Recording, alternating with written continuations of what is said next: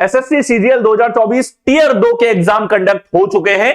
18 जनवरी और 20 जनवरी के अंदर 2 शिफ्ट के अंदर आप लोगों का एग्जाम जो है वो कंडक्ट हुआ है। इन दोनों शिफ्ट के जो कंप्लीट रीजनिंग के क्वेश्चंस हैं इनको हम लोग इस सेशन के अंदर देखेंगे। 2 शिफ्ट में एग्जाम आपका कंडक्ट हुआ है। रिसेंट 2025 के स्टार्टिंग के एग्जाम ही आपके पास में यहां पर हो जाते हैं। इनको कंप्लीटली यहां पे डिस्कस किया जाएगा। Elimination method, thought process, silver rules, golden rules के साथ में हम लोग इनका सॉल्यूशन यहां पर देखेंगे। जिस तरीके से मैं आपके लिए मॉक लेकर के आया था एग्जाम के पहले, आज भी जाकर के मैच कर सकते हो। जितने नए पैटर्न्स आपको देखने को मिले बिल्कुल आपको वहां पर भी देखने को मिलेंगे। आप लोगों के लिए मैंने मास्टर स्ट्रोक सीरीज करवाई थी। मास्टर स्ट्रोक के बाहर ना नंबर्स के ऊपर बेस्ड ऑन क्वेश्चन गए हैं, ना लेटर्स के कॉन्सेप्ट, उनके बाहर एक भी पैटर्न आप लोगों का नहीं गया है। ठीक है, अगर आप रिसेंट सारे एग्जाम को प्रैक्टिस करते हुए चल रहे हो तो आपको एकदम मक्खन के जैसे पेपर जो है वो लगे होंगे। अच्छे सवाल पूछे हैं। एनालिटिकल रीजनिंग तो मेंस की खास बात है भाई। 4 से 5 सवाल हर शिफ्ट के अंदर पूछे गए, बेहतरीन लेवल पे आप लोगों से पूछे गए। ठीक है, तो इन सबको हम लोग डिस्कस करेंगे, लेकिन सबसे पहले हम लोग समझने वाले हैं यहां पर इनका एनालिटिक्स, यानी कि सवाल जो है एग्जामिनर के दिमाग में कौन कौन से टॉपिक्स हैं और किस रेशियो में हर टॉपिक से वो सवाल पूछता है। सबसे पहले इंट्रोडक्शन में हम लोग देखेंगे, उसके बाद में हम लोग चलेंगे दोनों शिफ्टों के कंप्लीट 60 जो रीजनिंग के क्वेश्चंस हमारे पास में हैं, इन 60 क्वेश्चंस का कंप्लीट सॉल्यूशन हम लोग यहां पर देखेंगे। 2025 के स्टार्टिंग के सबसे बेहतरीन लेवल के एग्जाम आप लोगों के कंडक्ट हुए हैं। आइए इनकी शुरुआत करेंगे एनालिटिक्स स्टार्टिंग में। चलिए, सबसे पहले अगर देखा जाए कोडिंग डिकोडिंग 4 सवाल थे, हर शिफ्ट के अंदर 2 सवाल पूछे। अल्फाबेट टेस्ट में हमारे पास में जो एलएसएन सीक्वेंस है, एलएसएन पैटर्न के ऊपर सवाल पूछे गए। टोटल 3 सवाल थे, 1 से 2 सवाल हर शिफ्ट के अंदर। और एलएसएन पैटर्न के ऊपर जो सवाल हैं ये हर एग्जाम के अंदर सिमिलर देखने को मिले। इसी तरीके से आरपीएफ में थे, आरआरबी, एएलपी के एग्जाम के अंदर पूछे गए थे, आप लोगों से टेक्नीशियन के एग्जाम में पूछे गए। सिमिलरली आप लोगों से सीएचएसएल मेंस में भी थे, सीजीएल मेंस में पूछे गए। ठीक है, और मैं बार बार कह रहा हूं, एग्जाम से पहले से कह रहा हूं कि ये चीज आपकी रिपीट हो रही है, बार बार देखने को मिल रही है।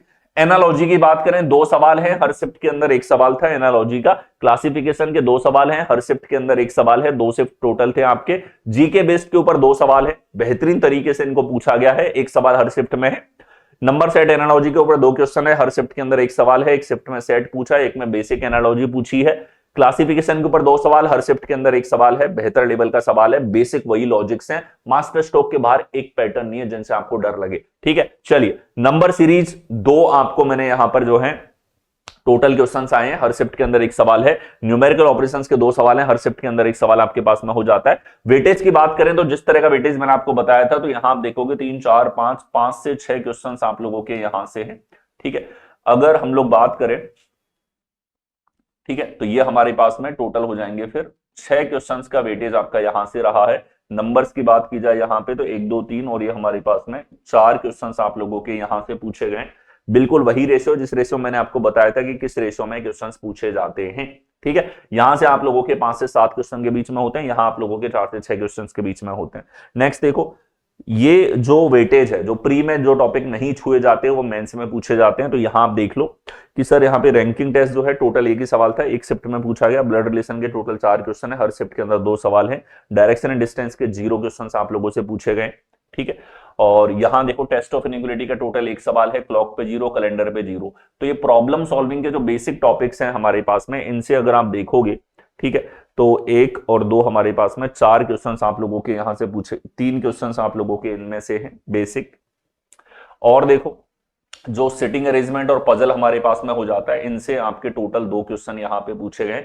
वेन डायग्राम स्लॉक से हमारे पास में यहां आप देखोगे टोटल 2 क्वेश्चन है, यानी कि यहां आपके पास में 1 सवाल आपका पूरे पेपर का इन दोनों में से एक में से रहा है। ठीक है, एनालिटिकल रीजनिंग सबसे हैवी यही रहा है और इसको रहना था, जैसा मैंने बताया। ठीक है, ये एग्जैक्टली मैंने आपको बोला था 5 क्वेश्चन देखने को मिलेंगे, 5 ही सवाल देखने को मिले हैं हर शिफ्ट के अंदर। बेहतर तरीके से डिफरेंट टॉपिक्स के क्वेश्चंस आप लोगों से पूछे गए।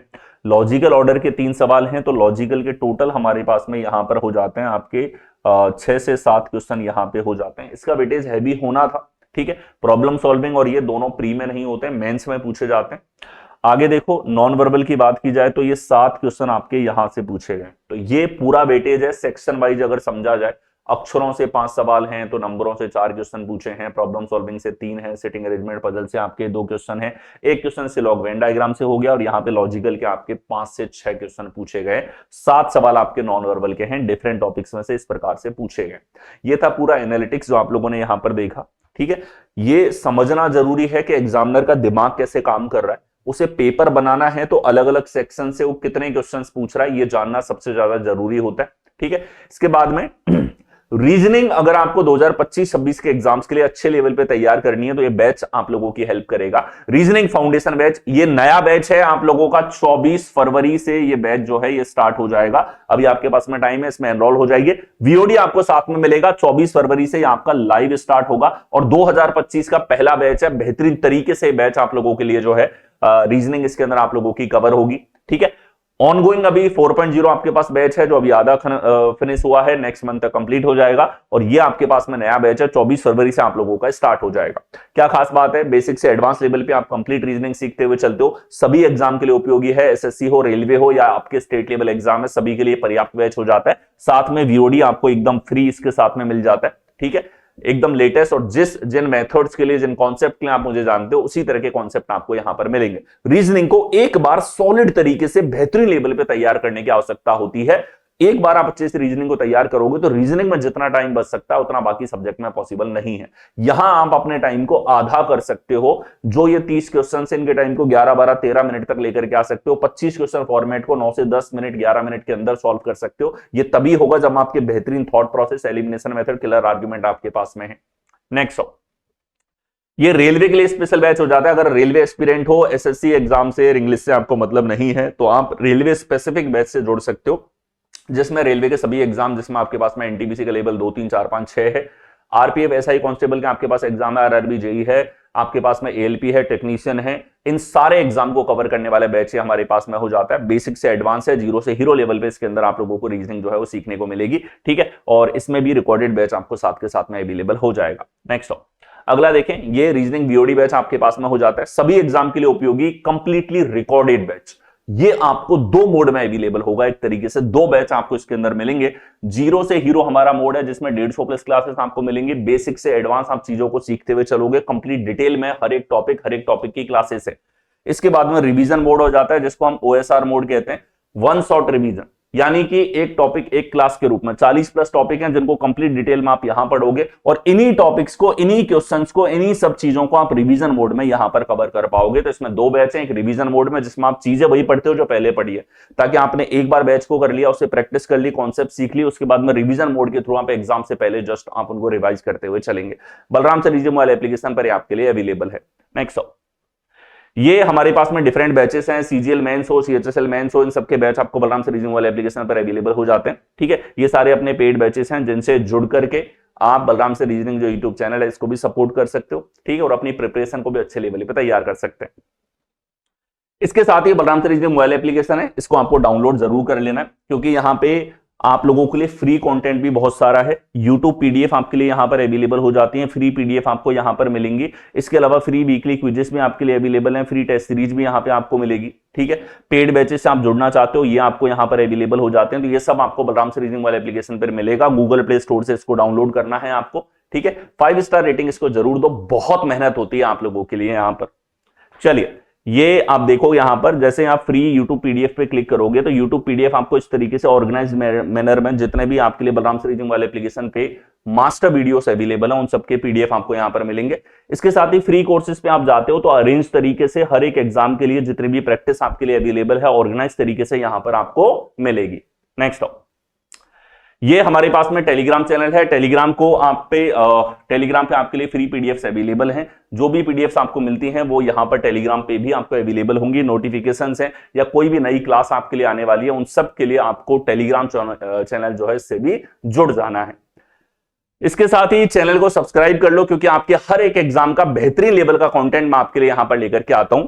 और जो टेलीग्राम है, टेलीग्राम पे आपके पीडीएफ अवेलेबल हैं। चैनल को सब्सक्राइब कर लो, बेल आइकन पे क्लिक कर दो, वीडियो को लाइक कर दो, इसको शेयर कर दो सभी के साथ में। आइए शुरुआत कर देते हैं दोनों सेट के 60 क्वेश्चंस का बेहतरीन तरीकों से सॉल्यूशन। चलिए, एसएससी सीजीएल मेंस टियर 2 के पेपर आप लोगों के कंडक्ट हो चुके हैं, और 2 दिन आपका पेपर चला है, 18 जनवरी और 20 जनवरी 2025।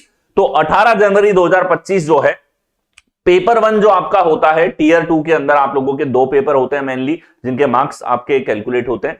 पहले पेपर में मैथ और रीजनिंग पूछी जाती है, दूसरे पेपर में आप लोगों की इंग्लिश और जीके पूछी जाती है। तो फर्स्ट पेपर में जो रीजनिंग के 30 क्वेश्चंस आप लोगों से पूछे जाते हैं, वो 30 क्वेश्चन यहां पे हम लोग डिस्कस करेंगे। उनके elimination method, thought process, killer argument, silver rules, golden rules के साथ में किस तरीके से आप अप्रोच लगा सकते थे, ये हम लोग देखते हुए चलेंगे। साथ में एक पॉइंट, मैंने एक मॉक आप लोगों का लाइव करवाया था एग्जाम से पहले, और इसके अलावा मैंने आपके लिए मास्टर स्ट्रोक सीरीज चलाई थी।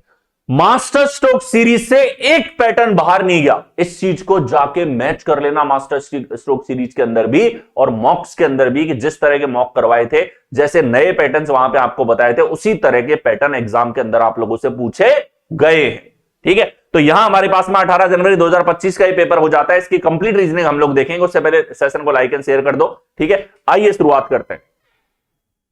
चलिए, यहां हमारे पास निश्चित कोड भाषा में पोज को लिखा जाता है 3517 और सिल्क को लिखा जाता है 4638। तो एस के लिए यहां पर क्या कोड होगा? तो आप देखो कि सर 4 अक्षर हैं और 4 ही हमारे पास में डिजिट आ रहे हैं, यानी कि एक अक्षर के लिए एक डिजिट आया है। ठीक है, 4 अक्षर हैं, 4 डिजिट हैं, एक अक्षर के लिए एक डिजिट हमारे पास में यहां पर आ रहा है। तो अब देखो, एक अक्षर के लिए एक डिजिट है और हमें एस का कोड चाहिए, तो एस तो ऐसा है हमारे पास, दोनों में कॉमन है। और अगर एस कॉमन है, लेटर कॉमन है, तो अंक तो कॉमन होगा। यहां हमारे पास में 3 कॉमन है, तो 3 इज योर करेक्ट आंसर। ये हमारे पास में सही उत्तर यहां पर होगा। आगे नेक्स्ट देखो, एक निश्चित कूट भाषा में सी गार्डन्स दिल्ली को लिखा जाता है AKJB MP के रूप में, वेर इज सी को लिखा जाता है MPPT KT के रूप में। तो सी को कैसे कूटबद्ध किया जाएगा? सी का कोड हमारे पास में यहां पर क्या होगा? देखो, सी हमारे पास एक ऐसा शब्द है जो दोनों सेंटेंस के बीच में कॉमन है। चाइनीज कोडिंग आपको दे दी, 2 सेंटेंस है, दोनों सेंटेंस में शब्द कॉमन है, तो इसका कोड भी कॉमन होगा। कोड आप देखो कौन सा कॉमन है, तो सर ये हमारे पास में PT कॉमन नहीं है, MP हमारे पास ऐसा है, दोनों में कॉमन है, तो ये हमारे पास करेक्ट आंसर होगा। शब्द कॉमन है, शब्द का कोड भी कॉमन होगा। आगे आओ, नेक्स्ट आ जाओ। नेक्स्ट हमारे पास में यहां पर निम्नलिखित शब्दों को तर्कसंगत और अर्थपूर्ण क्रम में व्यवस्थित करने का सही विकल्प चुने। तो यहां देखो हमारे पास में 5 चीजें दे रखी हैं, इनका एक लॉजिकल ऑर्डर आपको यहां पर देखना है।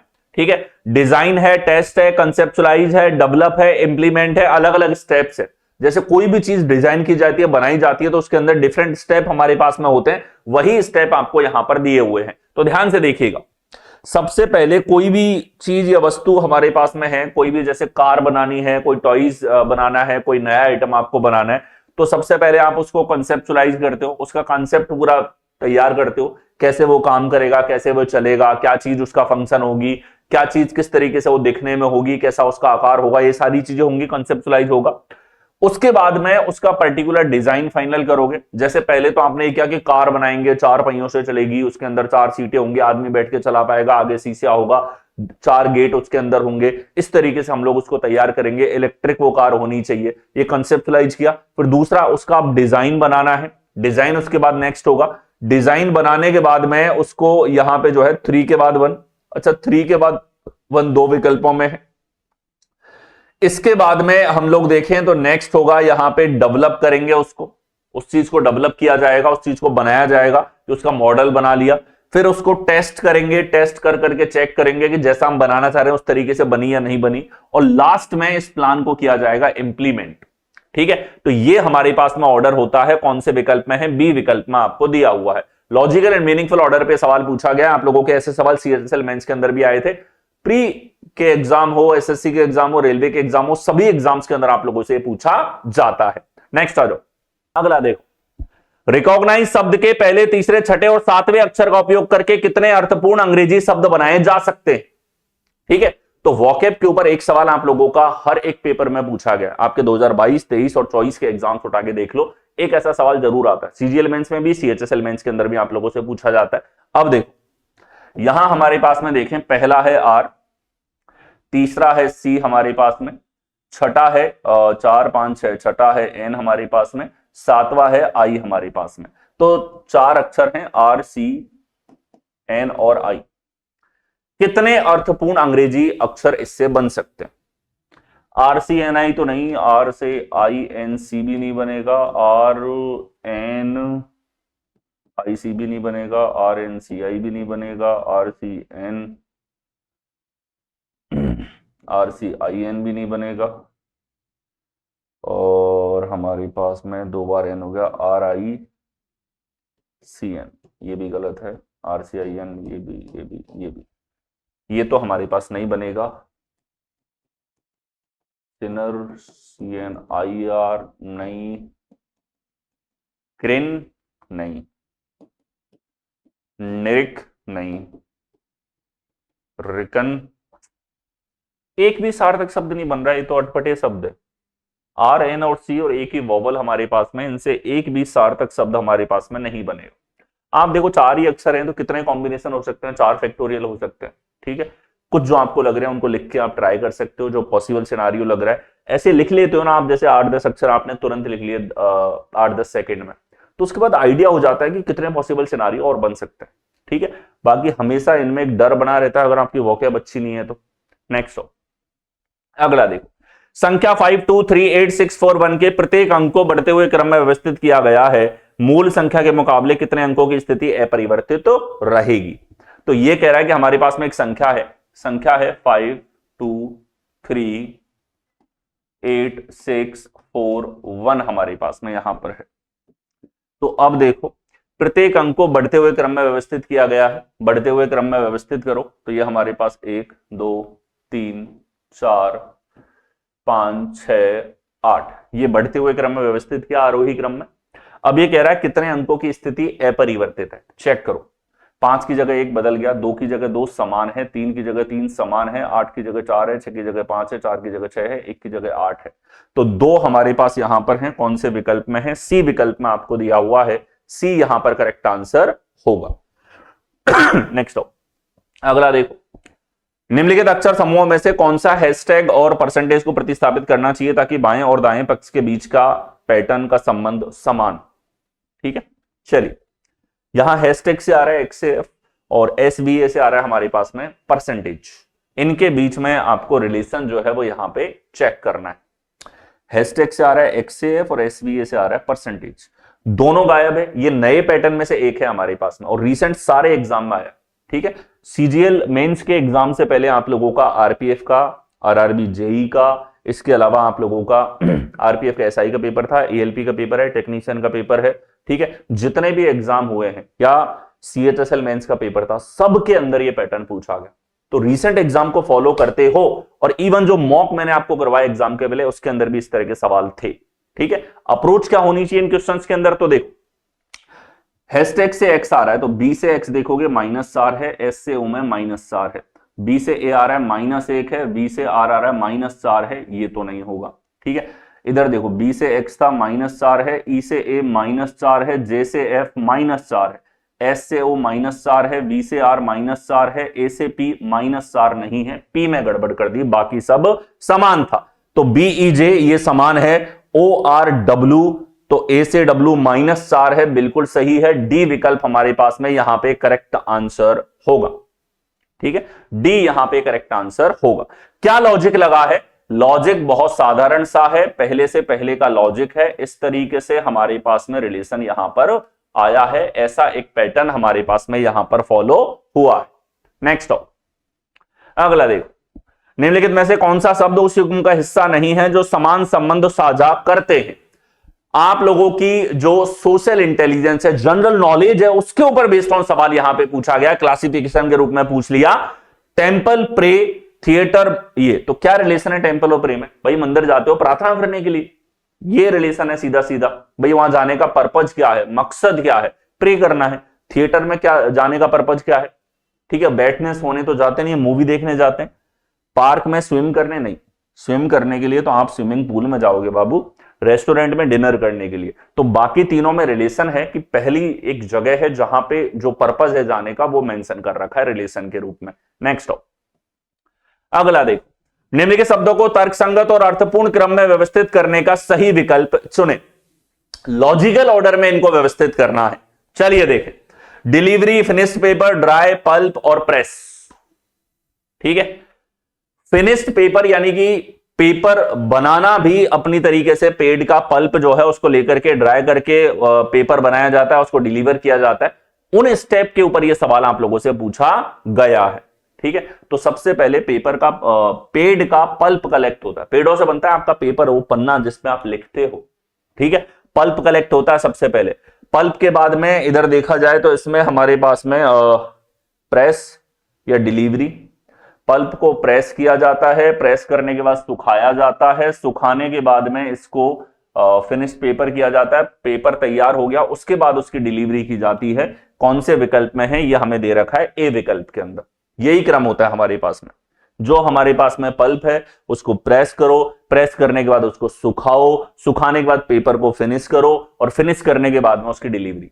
नेक्स्ट अगला देख, सवाल है हमारे पास, उस सेट का चयन करो जिसमें संख्या उसी प्रकार संबंधित है जैसे निम्नलिखित सेट में है। दो सेट आपको दे दिए, इन सेट के बीच में रिलेशन देखना है, इसी तरह का सेट आपको विकल्पों में से चुनना है। ठीक है, चलिए 215, 185 और 135 हमारे पास यहां पर है, 276, 246 और ये हमारे पास 196 यहां पे हुआ। तो अब आप देखो क्या रिलेशन हमारे पास में लगा है कि सर इधर से देखोगे तो हमारे पास में 50 ऐड हो रहा है, 85 से देखोगे तो हमारे पास में 30 ऐड हो रहा है, यहां से देखा जाए तो हमारे पास में 50 ऐड हो रहा है, यहां से देखा जाए तो हमारे पास में 30 ऐड हुआ है। ठीक है, एजिटिस लॉजिक मिला, डिफरेंस का ही तर्क है, डिफरेंस का ही लॉजिक है। इसी तरह का लॉजिक आपको देखना है, 50 ऐड करोगे तो 208 आ रहा है और 30 ऐड करोगे 238 आ रहा है। ए में एजिटिस यही तर्क लगा है, ए हमारे पास करेक्ट आंसर होगा। सिर्फ और सिर्फ सिंपली डिफरेंस का लॉजिक है, बहुत कॉमन से तर्क में से है, और इन सवालों से डर भी लगता है तो मास्टर स्ट्रोक सीरीज आपके पास यूट्यूब पे अवेलेबल है, उससे आप कर सकते हो। ठीक है, नेक्स्ट हो अगला देखो, यहां देखो निम्नलिखित संख्या युग्मों में से दूसरा संख्या युग्म पहले पर कुछ गणितीय क्रियाएं लागू करके प्राप्त किया गया है, 4 में से 3 में समान पैटर्न लागू किया गया है, वह संख्या युग्म चुने जो समूह का हिस्सा नहीं है। यानी 3 में समानता है, एक आपके पास में कोई अलग असंगत डिफरेंट भिन्न यहां पर होगा। चलिए 18 से 198 सीधा सीधा 11 गुना है, 31 से सीधा सीधा 11 गुना हो रहा है, 13 से 11 गुना नहीं है, 22 से देखो 11 गुना है, तो बी अलग हुआ, बाकी तीनों में 11 टाइम है, सीधा सीधा मल्टीपल आपको दे रखा है, यानी कि संख्या हमारे पास n इधर है तो इसके 11 n के साथ में रिलेशन आपको यहां पर दिया गया है। आगे नेक्स्ट देखो, ये रीजनिंग फाउंडेशन बैच आप लोगों के लिए हो जाता है, एकदम जीरो से हीरो लेवल का बैच है, जिसके अंदर आप पूरी रीजनिंग को सीखते हुए चलते हो। आप एसएससी के एग्जाम की तैयारी करो, रेलवे के एग्जाम्स की तैयारी करो, प्री हो मेंस हो, जो कंप्लीट रीजनिंग आप लोगों से पूछी जाती है, जितने भी टॉपिक रीजनिंग के हैं, जिस तरह के कॉन्सेप्ट या मेथड्स या ट्रिक्स या थॉट प्रोसेस आपसे पूछे जाते हैं, वो सब आप इसके अंदर सीखते हुए चलेंगे। ये जो बैच है लेटेस्ट बैच है, 2025 के फर्स्ट फाउंडेशन बैच में से एक हो जाता है हमारे पास में, ये आपका 24 फेब से यहां पर स्टार्ट होगा। इसको आप ज्वाइन करें, इससे जुड़ करके आप अपने कॉन्सेप्चुअल अंडरस्टैंडिंग को, अपने थॉट प्रोसेस को, अपनी तैयारी को बहुत अच्छे लेवल पे लेकर के जाएंगे। चलिए नेक्स्ट देखो, दिए गए क्रम में प्रश्न चिन्ह के स्थान पर कौन सी संख्या आएगी, क्वेश्चन मार्क के स्थान पर क्या आना चाहिए। ठीक है, देखो ये हमारे पास में 9, 5, 6, 10.5 एंड 23, नेक्स्ट हमारे पास में यहां पर क्या होगा, तो आपके पास में इस तरीके से संख्या है। आप देखो संख्या एक बार घटी फिर बढ़ती हुई जा रही है, मैं ये पैटर्न कई बार बता चुका हूं, संख्या एक बार घटे और आगे बढ़ रही है, राइट पैटर्न है, और राइट पैटर्न का मतलब है सवाल में गुणा है, खत्म। पहली बात तो थॉट प्रोसेस क्लियर है, तो गुणा ही ढूंढोगे तो समय खराब होने के तो चांसेस ही नहीं। अब मल्टीप्लीकेशन ढूंढना है आपको, 9 से 5 गुणा के रूप में देखो, 9 को आधा कर दो और आधा करके आधा जोड़ दो, 9 का आधा 4.5 प्लस आधा। 5 से 6 कैसे आएगा कि सर 1 गुना कर दो, 5 एकम 5 प्लस 1 है। 6 से ये देखो 1.5 गुना करोगे 9 है प्लस 1.5, 1.5 गुना प्लस 1.5, इधर देखो सर ये हो गया 10.5 का 2 गुना है 21, 21 प्लस 2, तो यहां देखो आधा प्लस आधा, 1 गुना प्लस 1, 1.5 गुना प्लस 1.5, 2 गुना प्लस 2, अगला होगा हमारे पास में 2.5 गुना प्लस 2.5 यहां पर होगा। 23 का 2.5 गुना करोगे कितना आ जाएगा कि सर 46, 57.5 प्लस 2.5, तो ये होगा 57.5 प्लस 2.5, 60 यहां पे आएगा। कौन से विकल्प में है, सी विकल्प में। 2.5 गुना प्लस 2.5 होगा, ये लॉजिक हमारे पास में यहां पर फॉलो हो रहा है। ठीक है, तो अब देखो आप ऐसे भी देख सकते थे, इनमें 1 जोड़ दो 10, 6, 7, 11.5, 24। अब देखो, ठीक है, तो ये हमारे पास में 10 का आधा है 5, 6 का 1 गुना, इधर आधा, इधर 1 गुना, इधर हमारे पास में 1.5 गुना, इधर हमारे पास 2 गुना, इधर हमारे पास 2.5 गुना। ऐसे भी आप इस लॉजिक को देख सकते हो। और अच्छा, ये लॉजिक अगर आपको ऐसा लगा टिपिकल है, नहीं हुआ एग्जाम में, तो ये वाला पैटर्न बहुत बार आ चुका है।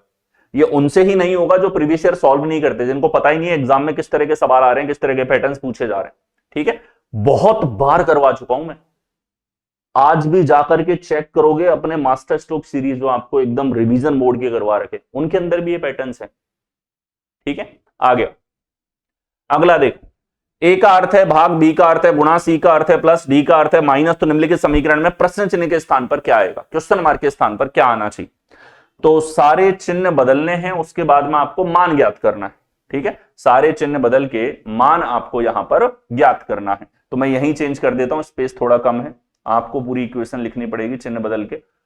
बी का गुणा है, डी का अर्थ हमारे पास में यहां पे माइनस है, बी का अर्थ हमारे पास मल्टीप्लीकेशन है, सी का अर्थ हमारे पास में प्लस है, ए का मतलब डिवीजन हमारे पास में है, डी का मतलब सब्ट्रैक्शन है, बी का गुणा है, सी का मतलब प्लस यहां पे हो रहा है, ए का मतलब डिवीजन यहां पे है, और सी का अर्थ है प्लस हमारे पास में। ठीक है, ये सारे चिन्ह हमने बदले। अब देखो ये आ रहा है हमारे पास में 2, तो 55 गुणा 5, 55 25, 2 इधर है, 25 और 2 27, 275 minus 26 plus 2 minus 75 plus 54 plus 50, ये है। आखिरी अंक देख लो भले आप तो। ठीक है, तो अब देखो 5 2 7 में से 1 गया तो 1 है, 1 में 1 और 4 5, 5 और 5 10, 10 में से 5 जाएगा, 5 हमारे पास में यहां पर बचेगा। चलिए 26 घटाते हो 249 है, प्लस 2 251 है, 251 और इधर देखो ये दोनों का योगफल आ रहा है कितना 69, तो यहां से बचेगा माइनस का 6, 245 हमारे पास होना चाहिए। ठीक, अच्छा ये 51 है, सॉरी 51 है, 51 है, तो इनका योगफल हो जाएगा 66, 66 ये हमारे पास में होगा। तो आप देखो 249 251 66 है, तो इधर बचेगा हमारे पास माइनस का 9, तो 242 यहां पर आएगा। कौन से विकल्प में है, डी विकल्प में। बेसिक सा इक्वेशन है, बोर्ड मास लगा के सॉल्व करना है, पहले भाग फिर गुणा फिर प्लस फिर माइनस, ये ऑर्डर आपको फॉलो करना होता है इन सवालों में। नेक्स्ट अगला देखो, देखो कोडेड फॉर्म में आप लोगों से ब्लड रिलेशन पूछा गया। अब ये तो मैं चीख चीख के एकदम बहुत बार बता चुका हूं कि पता नहीं क्यों एग्जामिनर का बहन का रिश्ता हो गया है ब्लड रिलेशन के साथ में। वो 2 साल से यही पूछ रहा है, अटक गई रील उसकी। एसएससी के एग्जाम मतलब ये सवाल उठा के पूछेगा ब्लड रिलेशन में, एसएससी के एग्जाम मतलब ये सवाल उठा के पूछेगा, प्री में पूछेगा, मेंस में पूछेगा, थक नहीं रहा बाबू एकदम। ठीक है, तो बहुत कॉमन हो चुका है, इसकी प्रैक्टिस करो। जो बिगिनर है उन्हीं को इसमें दिक्कत आती है, वरना सबसे आसान पैटर्न है। ए पहले आ रहा है, यानी कि फॉरवर्ड रीड करते हुए चलना है। ठीक है, अब देखो प्लस है हमारे पास में u प्लस वी, तो it stands for u, V की मां है। नेक्स्ट हो v डिवीजन w, डिवीजन का अर्थ है पिता, तो v पिता है, यहां पर w का w माइनस है, w y का भाई है। आगे देखो y क्रॉस z, क्रॉस आया है पत्नी के लिए, y पत्नी है z की। अब लास्ट में पूछता है u का z से क्या संबंध है, तो z की पत्नी के पिता की मां, पत्नी के पिता की मां। कौन से विकल्प में, डी विकल्प में आपको दे रखा है, वाइफ्स फादर्स मदर हमारे पास यहां पर होगा। फॉरवर्ड रीड करते हुए चलो, फैमिली ट्री आपको बनाना है, आंसर करना है, that's it, nothing more than that. आगे अगला देखो, यहां देखो U is the father of N, N is the sister of T. ठीक है, रिसेंट एग्जाम में थोड़ा सा ये वाले पैटर्न पिछले 2-3 एग्जाम्स के अंदर पूछने लगा, छोड़ा है कोडेड फॉर्म के सवालों को और ये पूछने लगा। ये तो और भी आसान, केवल फैमिली ट्री आपको बनाना है। चलिए, U is the father of N, U N का फादर है, N is the sister of T, N sister है T की। Next out, T is the wife of I, T I की वाइफ है, I husband होगा। I is the son of L, L का बेटा है। How is U related to L, U और L एक ही पीढ़ी पे है, L से कैसे संबंधित होगा, L का क्या लगेगा, L के बेटे की पत्नी का पिता, बेटे की पत्नी का पिता, बेटे की पत्नी का पिता कौन से विकल्प में है, बी विकल्प में आपको दे रखा है, B is your correct answer. Next हो, अगला देखो, नीचे देखे कथनों के आधार पर 4 निष्कर्ष दे रखे हैं, यह तय करें कौन सा निष्कर्ष निश्चित रूप से सही है। ठीक है, इन कथनों के ऊपर आधारित 4 निष्कर्ष आप लोगों से पूछे जाएंगे, आपको बताना है कौन सा निष्कर्ष यहां पर सही होगा। चलिए, जी से सी, जी की तरफ ये फेस ओपन है, 2 स्टेप मेथड आपको लगाना है इन सवालों में। क्या लगाना है? 2 स्टेप मेथड आपको लगाना है। क्या है 2 स्टेप? सबसे पहले पाथ, अगर पाथ है तो ही आप प्रेफरेंस चेक करोगे, वरीयता पे जब ही जाओगे तब हमारे पास में यहां पर रास्ता होगा, पाथ हमारे पास होगा। ठीक है, कैसे चेक करना है सर? क्या है रास्ता? ठीक है, रास्ते का मतलब है अगर ऐसा चिन्ह है आप इधर जा सकते हो लेकिन इधर से नहीं आ सकते, अगर ऐसा चिन्ह है इधर से जा सकते हो, इस तरफ से नो एंट्री, बराबर का चिन्ह है दोनों तरफ से एंट्री। तो रास्ते का मतलब है रास्ते में ऐसे चिन्ह मिलेंगे कहां से आप जा सकते हो, कहां से नहीं आ सकते। अगर रास्ता है, जिनके बीच में रिलेशन है उनके बीच में रास्ता है, तो संबंध निश्चित रूप से होगा। उसके बाद में चेक होती है प्रेफरेंस। प्रेफरेंस में या तो आपको ये तीनों मिल सकते हैं या फिर इन तीनों में से मिल सकते हैं, तो ये वरीयता क्रम हुआ, ये आपको पहले से पता होना चाहिए। अब देखो कैसे चेक करना है, बेहद आसान। जी से सी पर जाना है, तो जी इधर है हमारे पास में, सी इधर है, जी से एफ पर गए, एफ से आगे देखो रास्ता बंद, रास्ता ही बंद है तो रास्ता बंद है, रिलेशन नहीं हो सकता। जब रास्ता ही नहीं है तो आगे कुछ चेक नहीं करना, बिंदास गलत करो। ई की तरफ खुला हुआ है तो ई से ए का रास्ता देखो, तो ई से ए का, ई इधर है, ए इस तरफ है, दोनों में कॉमन है सी, तो ई से हम लोग सी पर जा रहे हैं तो ही रास्ता बंद है, रास्ता ही बंद है तो रिलेशन ही नहीं होगा। नेक्स्ट, एफ से डी, तो एफ से डी पर जाना है, दोनों में सी कॉमन है, एफ से ई पर ही नहीं आ सकते, रास्ता ही नहीं है। बी से जी जाना है, तो बी से सी, सी से ई, ई से एफ, एफ से जी, बिल्कुल रास्ता है, और वरीयता भी इसी चिन्ह की है जो चिन्ह हमारे पास में सबसे ज्यादा वरीयता वाला, डी आंसर होगा। तो दोनों स्टेप आपको चेक करने, रास्ता भी वरीयता भी, रास्ता है तो रिलेशन होगा निश्चित रूप से, रिलेशन कौन सा होगा वो वरीयता से देखेंगे। नेक्स्ट, अगला देखो, तो OP Q R S T R sitting around a circular table facing the centre. कितने लोग हैं? कि सर 6 व्यक्ति हैं, सेंटर की ओर फेस करके सिटिंग अरेंजमेंट इनका आपको दे रखा है। तो देखो ये हमारे पास में 6 लोग हैं, एक, दूसरा, ये तीसरा, चौथा, यहां हमारे पास में 2। अब देखो, P sit second to the left of T, T के लेफ्ट में सेकंड है P, डायरेक्टली दे दिया, कुछ नहीं सोचना इसमें। S sits third to the right of Q, Q के राइट में थर्ड S है। अच्छा, तीसरे का मतलब है 6 लोगों में आमने सामने, ठीक है। Q इधर है तो S इधर नहीं हो सकता, Q इधर है तो S उधर नहीं हो सकता, Q और S को होना पड़ेगा इन स्थितियों पे सर आमने सामने है, इनके अलावा संभव नहीं है।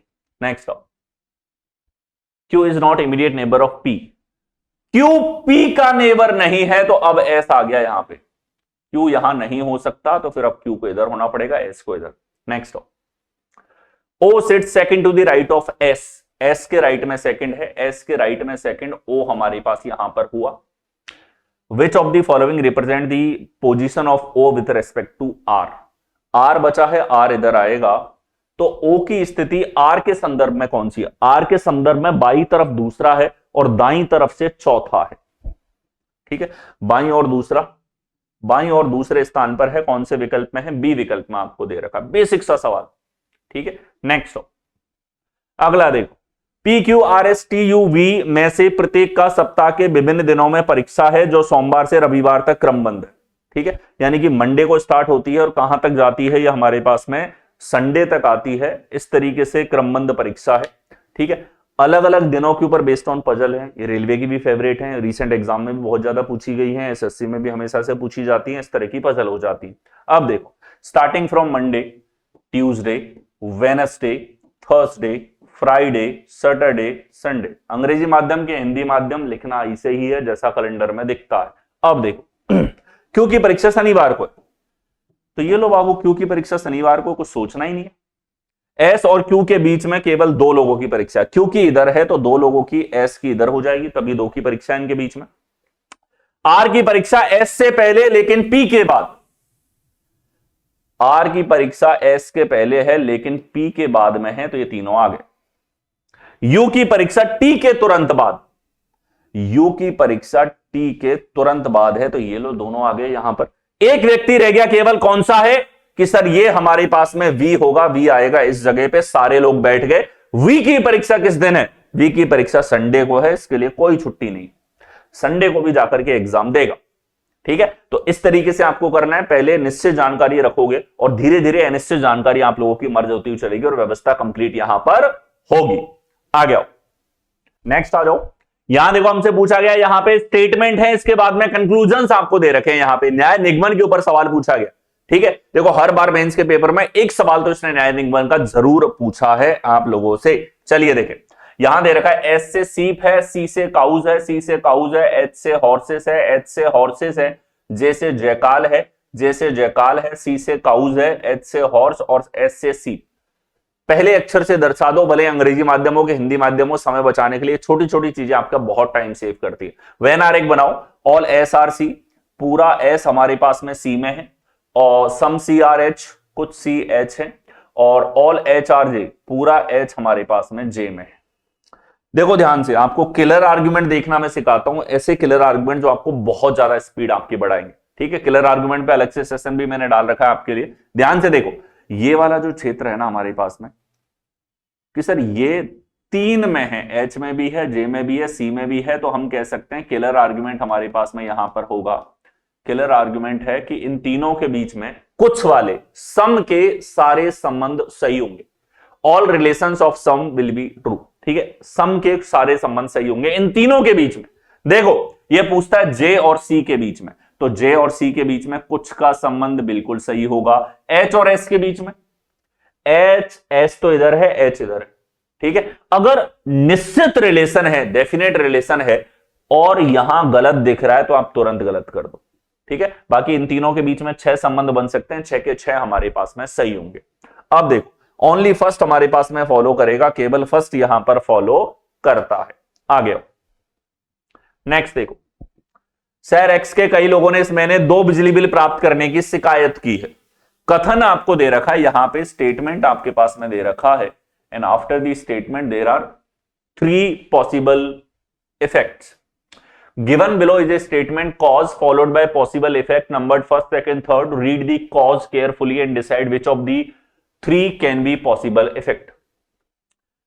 3 इफेक्ट में से कौन सा एक संभावित इफेक्ट हो सकता है, आपको सत्य मानना है कथन को। तो कथन कहता है कि यहां पे many people in the city X have reported receiving 2 electricity bills this month instead of 1. कि शहर एक्स के कई लोगों ने इस महीने 2 बिजली बिल प्राप्त करे हैं एक की जगह, और इसकी शिकायत उन्होंने करी है कि 2 बिजली बिल आ रहे हैं। अब ये 2 बिल आ रहे हैं एक ही महीने में, ऐसा कैसे हो सकता है? चलिए, प्रभाव 1 है, शहर एक्स में कल बिजली कटौती वाले इलाकों का विवरण बिजली बोर्ड ने प्रकाशित किया है। देखो ये तो कोई हमारे बिजली कटौती वाले इलाके, अब बिजली कटौती से कोई रिलेशन नहीं है, बिल के 2 बार आने की प्रॉब्लम है, उसका प्रभाव ये हमारे पास में नहीं लग रहा। ठीक है, तो नॉर्मल बेसिक ऑपरेशन है, हो भी सकता है नहीं भी हो सकता। शहर एक्स के नगर आयुक्त ने स्पष्ट किया कि तकनीकी खराबी जिसके कारण कई बिल जनरेट हो गए वे 48 घंटों के भीतर हल हो जाएंगे। ये एक प्रभाव हो सकता है। अगर शिकायत की गई है तो बिजली बोर्ड उसकी जांच करेगा, किस कारण से हुआ, ये तकनीकी खराबी हुई है, ये बिल्कुल एक इसका संभावित प्रभाव हो सकता है। अगला, शहर के कई इलाकों में बिजली बोर्ड कार्यालयों के बाहर लंबी कतारें देखी गई। बिल्कुल, अगर 2 बिल आएंगे तो कतारें लगना स्वाभाविक है, पब्लिक डर के मारे भागी भागी आएगी, भाई साहब ये क्या हो गया, 2 बिल कैसे आ गए। ठीक है, तो बिल्कुल ये दोनों पॉसिबल इफेक्ट हो सकते हैं। सेकंड और थर्ड दोनों संभावित निष्कर्ष हमारे पास में, संभावित प्रभाव यहां पे इस कॉज के हो सकते। नेक्स्ट यहां देखिए, एक प्रश्न दिया गया, उसके बाद में 2 कथन फर्स्ट और सेकंड है, तय करें उत्तर देने के लिए कौन सा पर्याप्त या आवश्यक है, यानी कि कथन के बाद में कौन सा आंसर देने के लिए पर्याप्त है। तो यहां आपको एक क्वेश्चन दे दिया जाता है, क्वेश्चन के बाद में आपके पास में कथन होते हैं। तो सवाल को पढ़ो, in a certain code language fire is in mountain is coded as SIPHBO, what is the code of fire. इन्होंने कहा है ध्यान से देखो कि फायर इन माउंटेन को SIPHBO लिखा जाता है। फायर का कोड क्या है? अकेला स्टेटमेंट है, हम तो नहीं बता सकते। फायर का कोड इन तीनों में से होगा, कौन सा है अभी नहीं पता। तो अब आंसर के लिए आपको बताना है कि कौन सा कथन आंसर दे सकता है। देखिए यहां पहला कथन है माउंटेन का कोड BO है। माउंटेन का कोड क्या है? BO।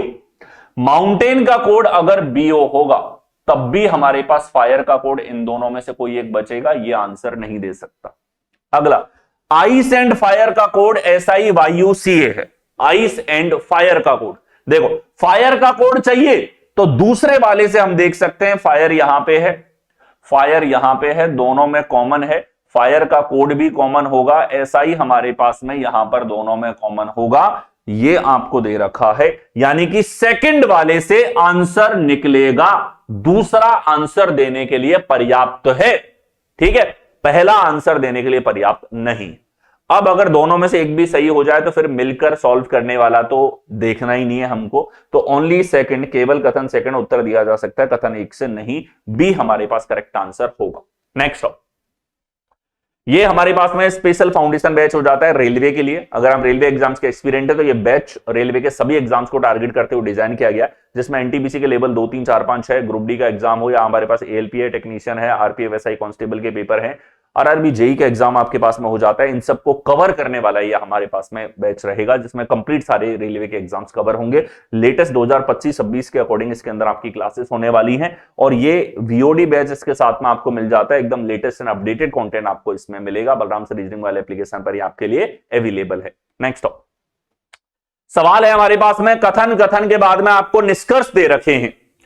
तो इस तरह के सवालों में जैसा इसने कहा कि read the following information and answer the question which follows, ठीक है, तो यहां दिया है, कथन है, विशेषज्ञ पजल हल करने वालों की तरह सॉल्वर एस ने भी व्यवस्थित समस्या समाधान दृष्टिकोण अपनाए हैं, जिससे जटिल चुनौतियों को कुशलता पूर्वक और सटीक रूप से हल किया जा सके।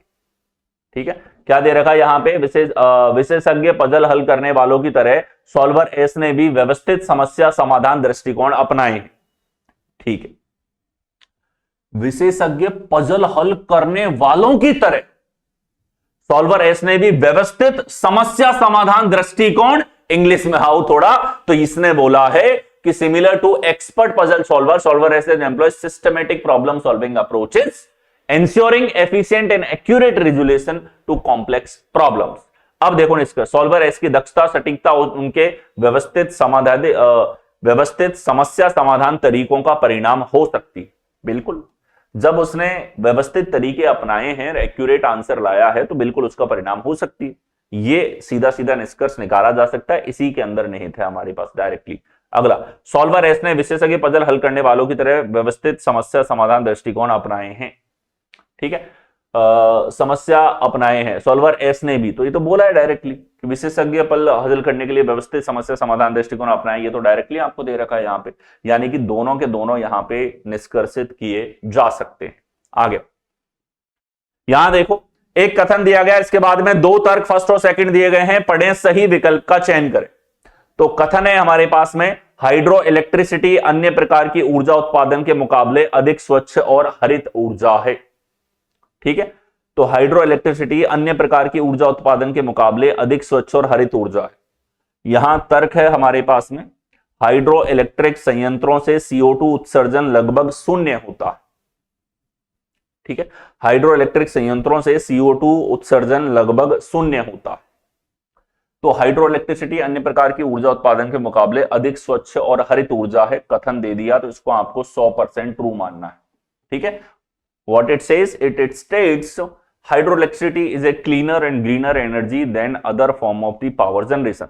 बाकी जो पावर जनरेशन के तरीके हैं उनकी तुलना में हाइड्रो इलेक्ट्रिसिटी क्या है, स्वच्छ है, हरित ऊर्जा। अब इसके आधार पे तर्क दे दिए, तर्कों में आपको बताना है कौन सा तर्क यहाँ पे इसको मजबूत कर रहा है, कमजोर कर रहा है। हाइड्रो इलेक्ट्रिक संयंत्रों से CO2 उत्सर्जन लगभग शून्य होता है। हाइड्रो इलेक्ट्रिक ऊर्जा परियोजनाएं बड़ी मात्रा में भूमि को जलमग्न करती हैं, जिससे स्थानीय वनस्पतियों और जीवों पर प्रभाव पड़ता है। ठीक है, तो यहां देखो, ये तो कमजोर करने का काम कर रहा है इसको, और ये कर रहा है मजबूत, ये बता रहा है कि हाँ, इससे CO2 उत्सर्जन नहीं होता, तो ये हरित और ऊर्जा है। जिस संदर्भ में इसने बात करी, इसी को पक्ष ये ले रहा है, तो बिल्कुल यहां पे जो है पहला इसको मजबूत करता है, सेकंड कमजोर करता है, जबकि फर्स्ट जो है इसको मजबूत करता है। पहला वाला इसको मजबूत कर रहा है, सेकंड वाला इसको कमजोर कर रहा है। नेक्स्ट हो, अगला देखो, यहां देखो एक प्रश्न दिया गया, उसके बाद दो कथन फर्स्ट और सेकंड दिए गए, तय करें कि उत्तर देने के लिए कौन सा कथन पर्याप्त या आवश्यक है। ठीक है। प्रश्न दिया जाता है, कथन ने देख कर बताना है कि आंसर देने के लिए कौन सा पर्याप्त है। तो यहां दिया है अरविंद के पास में नीले हरे सफेद रंग के कंचे, 3 कंचे हैं, 3 कलर के। सफेद कंचों का प्रतिशत सभी कंचों में कितना है? अच्छा बहुत सारे कंचे हैं, ये नहीं पता टोटल कितना है। सफेद कंचों का प्रतिशत चाहिए, सवाल समझ गए। 3 तरह के कंचे हैं, कितने कंचे हैं ये संख्या हमें अभी नहीं पता है, हमें केवल प्रतिशत चाहिए। तो हमने इससे पूछा भाई तुम मदद करो हमारी प्रतिशत निकालने में। तो पहला वाला स्टेटमेंट कहता है sum of blue and green marbles ही है जिससे हरे और नीले मार्बल्स का सम 7 है। भाई हमने कहा तुझे बताना था सफेद कंचे कितने हैं, लेकिन तूने ये चीज नहीं बताई, तो ये आंसर नहीं दे रहा। आपने इसका कान मरोड़ा, इसको साइड किया, हट। अगला, उसके पास 10 कंचे हैं जिनमें से 3 सफेद। सेकंड वाला देखो कितना सटीक है, ये कह रहा है 10 कंचे हैं 3 सफेद है, तो हम सीधा कह सकते हैं 30% सफेद कंचे। सेकंड वाला आंसर कर रहा है सवाल का, यानी केवल सेकंड हमारे पास पर्याप्त है। ठीक है, केवल कथन सेकंड उत्तर देने के लिए पर्याप्त है, जबकि कथन 1 से नहीं आ रहा आंसर। नेक्स्ट अगला देखो, 6 अक्षर P Q S T U V पासे के विभिन्न किनारों पर लिखे गए हैं। पासे के 2 अलग अलग अवस्थाएं दी गई हैं, टी के विपरीत कौन सा अक्षर है?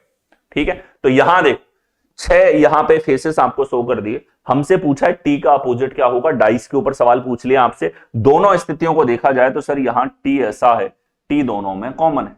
अगर एक सतह समान है, कॉमन सतह का विपरीत चाहिए, तो कॉन्सेप्ट है यहां पे सीधा सीधा कि जो कॉमन सतह है इसका विपरीत होती है हिडन सतह, जो विपरीत है दोनों पे। तो कॉमन है टी, और हिडन कौन सी है? ऐसी कौन सी है जो दोनों पे नहीं दिखाई दे रही?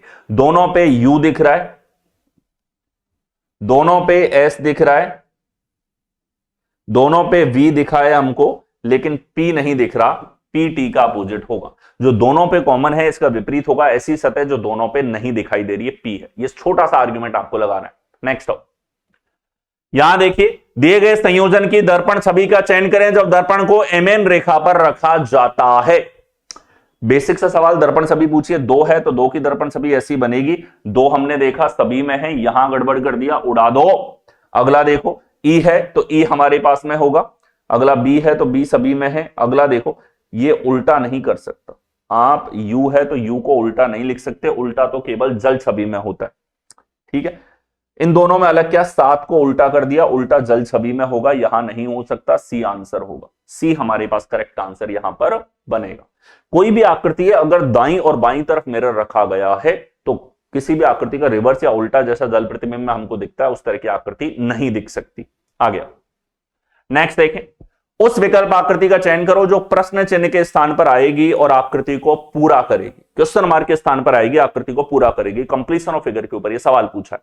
तो देखिए, ये सर्कल पूरा होगा सबसे पहले तो, और ये स्क्वायर वाइट रहेगा, और यहां ये जो भाग है हमारे पास में ये इस तरीके से होगा, और ये स्क्वायर बंद रहेगा। तो ऐसा देखो, यहां गड़बड़ कर दी, इसमें डार्क ही नहीं है, इसमें गलत पोर्शन डार्क कर दिया, डी आंसर होगा। डी ही इसको फुलफिल करेगा, जिस तरीके से आकृति दिख रही है सिमेट्रिक आकृति है। नेक्स्ट अगला देख, उस विकल्प आकृति का चयन करो जिसमें दी गई आकृति एम्बेडेड है। ठीक है, यह आकृति किस विकल्प के अंदर एम्बेडेड होगी, अंतर्निहित होगी। ठीक है, देखिए घुमाने की अनुमति नहीं है, तो इसी तरीके से दोनों पास पास होने चाहिए, ऐसा इसमें नहीं है, दोनों पास पास इसमें नहीं है, इसमें है लेकिन उल्टा दे दिया, इसमें ठीक है। यहां से देखो, ये आकृति हमारे पास में इस तरीके से होगी। कौन से विकल्प में है? डी विकल्प में हमको दिया हुआ है, डी हमारे पास करेक्ट आंसर होगा। नेक्स्ट अगला देखो, उस विकल्प आकृति की पहचान करें जो प्रश्न चिन्ह के स्थान पर आकर श्रृंखला को तार्किक रूप से पूरा करेगी। ठीक है, अब देखो, स्टार डॉट, ये टी है और इधर एरो है। क्या हो रहा है हमारे पास में? सर ये टी तो जा रहा है इधर, स्टार जा रहा है इधर, डॉट आ रहा है इधर, तीनों आपस में रोटेट हो रहे हैं, और ये एरो जा रहा है यहां ऊपर की तरफ। ये लॉजिक हमारे पास में चला है। नेक्स्ट देखें कि सर ये टी गया इधर, स्टार गया इधर, ये गया डॉट, वापस से वही रोटेशन चल रहा है, वही रोटेशन बार बार चल रहा है। तो अगली बार ये इधर जाएगा, स्टार इधर जाएगा, डॉट इस तरफ जाएगा। एरो की बात करें, नीचे ऊपर, नीचे ऊपर, अगली बार नीचे की तरफ होगा। ऐसा हमारे पास में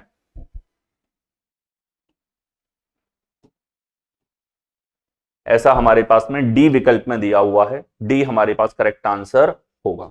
नेक्स्ट, यहां देखो आकृति ए बी से एक विशेष पैटर्न से संबंधित है, उसी पैटर्न के अनुसार आकृति सी डी से संबंधित है, तो डी के स्थान पर कौन सी आकृति होगी। ठीक है, देखो ए और बी में क्या संबंध है देखना है। तो अगर इन दोनों को हम देखें तो इसमें देखो रोटेशन लग रहा है, केवल 90 डिग्री का रोटेशन लगा है, इसको घुमा के ऐसे रख दिया बस इसको। ठीक है, फिर से देखो यहां फिर से रोटेशन लगाओ, इसमें रोटेशन लगाओगे तो ये सर्कल इस जगह आएगा, ऐसा इसमें नहीं है, इसमें नहीं है, इसमें नहीं है, केवल यहां पे, तो बी विकल्प आंसर होगा। 90 डिग्री का रोटेशन है, इस तरह की एनालॉजी लग रही है, रोटेशन का तर्क एकदम बेसिक तर्कों में से एक हो जाता है हमारे पास। नेक्स्ट हो, यहां देखो निम्नलिखित 5 आकृतियों में से 4 किसी न किसी तरीके से संबंधित हैं, एक समूह बनाती हैं, वह आकृति चुने जो समूह का हिस्सा नहीं। ठीक है, अब देखो ये हमारे पास में ABCDE है, इनमें ग्रुप में कुछ ना रिलेशन है, वो आपको समझना है। देखो इसमें भी टी है, अलग अलग ओरिएंटेशन के अंदर। ठीक, इधर एरो है, इधर भी तीनों में एरो, तीनों में ये आकृति है। एक चीज देखना, ये दोनों एक जैसे, दोनों एक ही दिशा में एक जैसे, दोनों एक ही दिशा में एक जैसे, दोनों एक ही दिशा में एक जैसे, यहां क्यों गड़बड़ कर दी इसने सी में। सी हमारे पास में अलग है, असंगत है, डिफरेंट है, भिन्न यहां पर होगा। ठीक है, आ गया। ये हमारे पास में बलराम सर रीजनिंग वाला एप्लीकेशन है, इसको आपको इंस्टॉल कर लेना है। यूट्यूब पर इसके पीडीएफ आपके लिए अवेलेबल हैं, इसके साथ ही पेड कोर्सेज यहाँ पे आपको मिल जाते हैं, फ्री पीडीएफ आपके लिए यहाँ पर अवेलेबल है। ये सारी चीजें आपकी एग्जाम लेवल पे हेल्प करने के लिए सफिशिएंट तरीके से आपको यहाँ पर मिल जाती। ठीक है, और इसके साथ ही 5 स्टार रेटिंग आपको इसको जरूर देनी है। ये शानदार लेवल पे पूछे गए लेटेस्ट एग्जाम आपके पास में हो जाते हैं, और इसी तरीके से हर एक एग्जाम के प्रीवियस ईयर में आपके लिए लेकर के आता हूं। 50 क्वेश्चन डेली सॉल्व करने की हैबिट आपको डालनी है, ये हैबिट आपको बदल के रख देगी। नीरज चोपड़ा भी एक बार गोल्ड जीतने के बाद में 4 साल मेहनत किया, तब जाके अगली बार सिल्वर उसको मिला।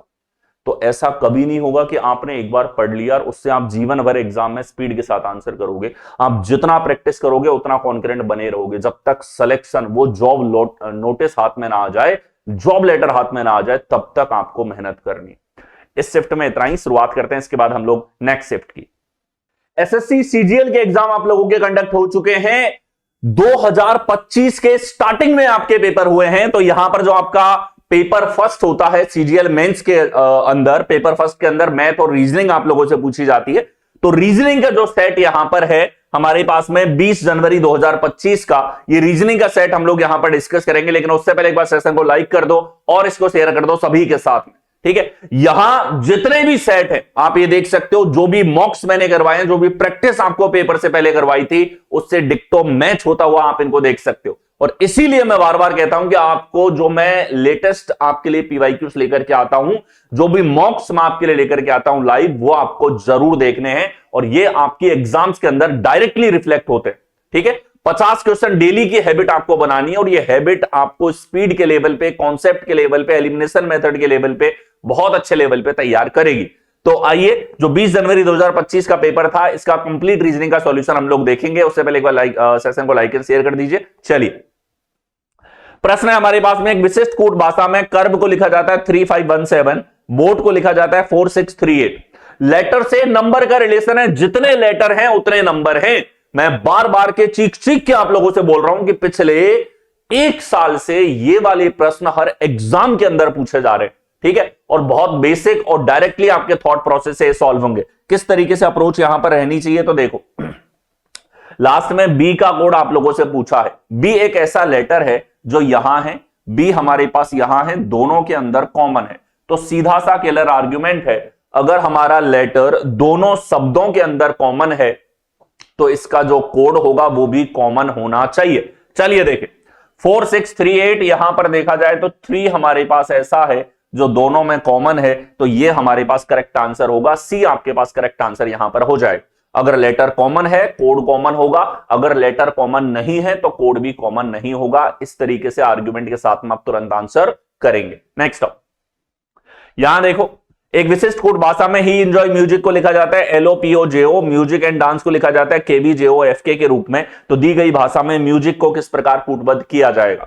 यह चाइनीज कोडिंग का सवाल है। सेंटेंस की मैचिंग सेंटेंस के साथ दे रखी है। ध्यान से देखो, जितने शब्द सेंटेंस में उतने ही कोड हैं, यानी कि एक शब्द के लिए एक कोड आपके पास में आया है। ठीक है, अब देखो म्यूजिक का कोड क्या होगा? म्यूजिक हमारे पास यहां पर है, म्यूजिक यहां भी है, दोनों में कॉमन है, तो म्यूजिक का कोड भी कॉमन होगा। अब आप देखो कि सर यहां देखा जाए JO हमारे पास एक ऐसा है जो दोनों में कॉमन है, तो ए आपके पास करेक्ट आंसर होगा। अगर शब्द कॉमन है तो उसका कोड भी आपके पास में कॉमन होगा। आ गया।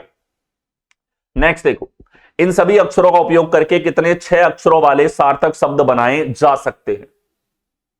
यहां पे 6 अक्षर दे रखे हैं और इनका इस्तेमाल करके कितने सार्थक शब्द बनेंगे, लेकिन प्रत्येक अक्षर शब्द में केवल एक ही बार उपयोग में आना चाहिए।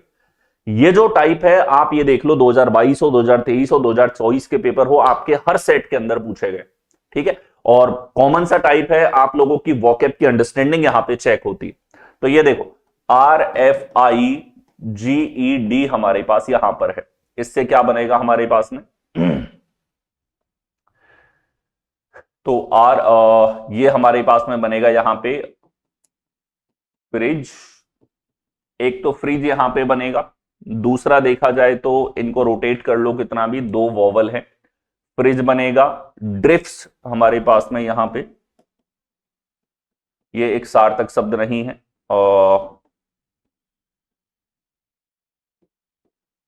ड्राइजेफ भी एक सार्थक शब्द नहीं है।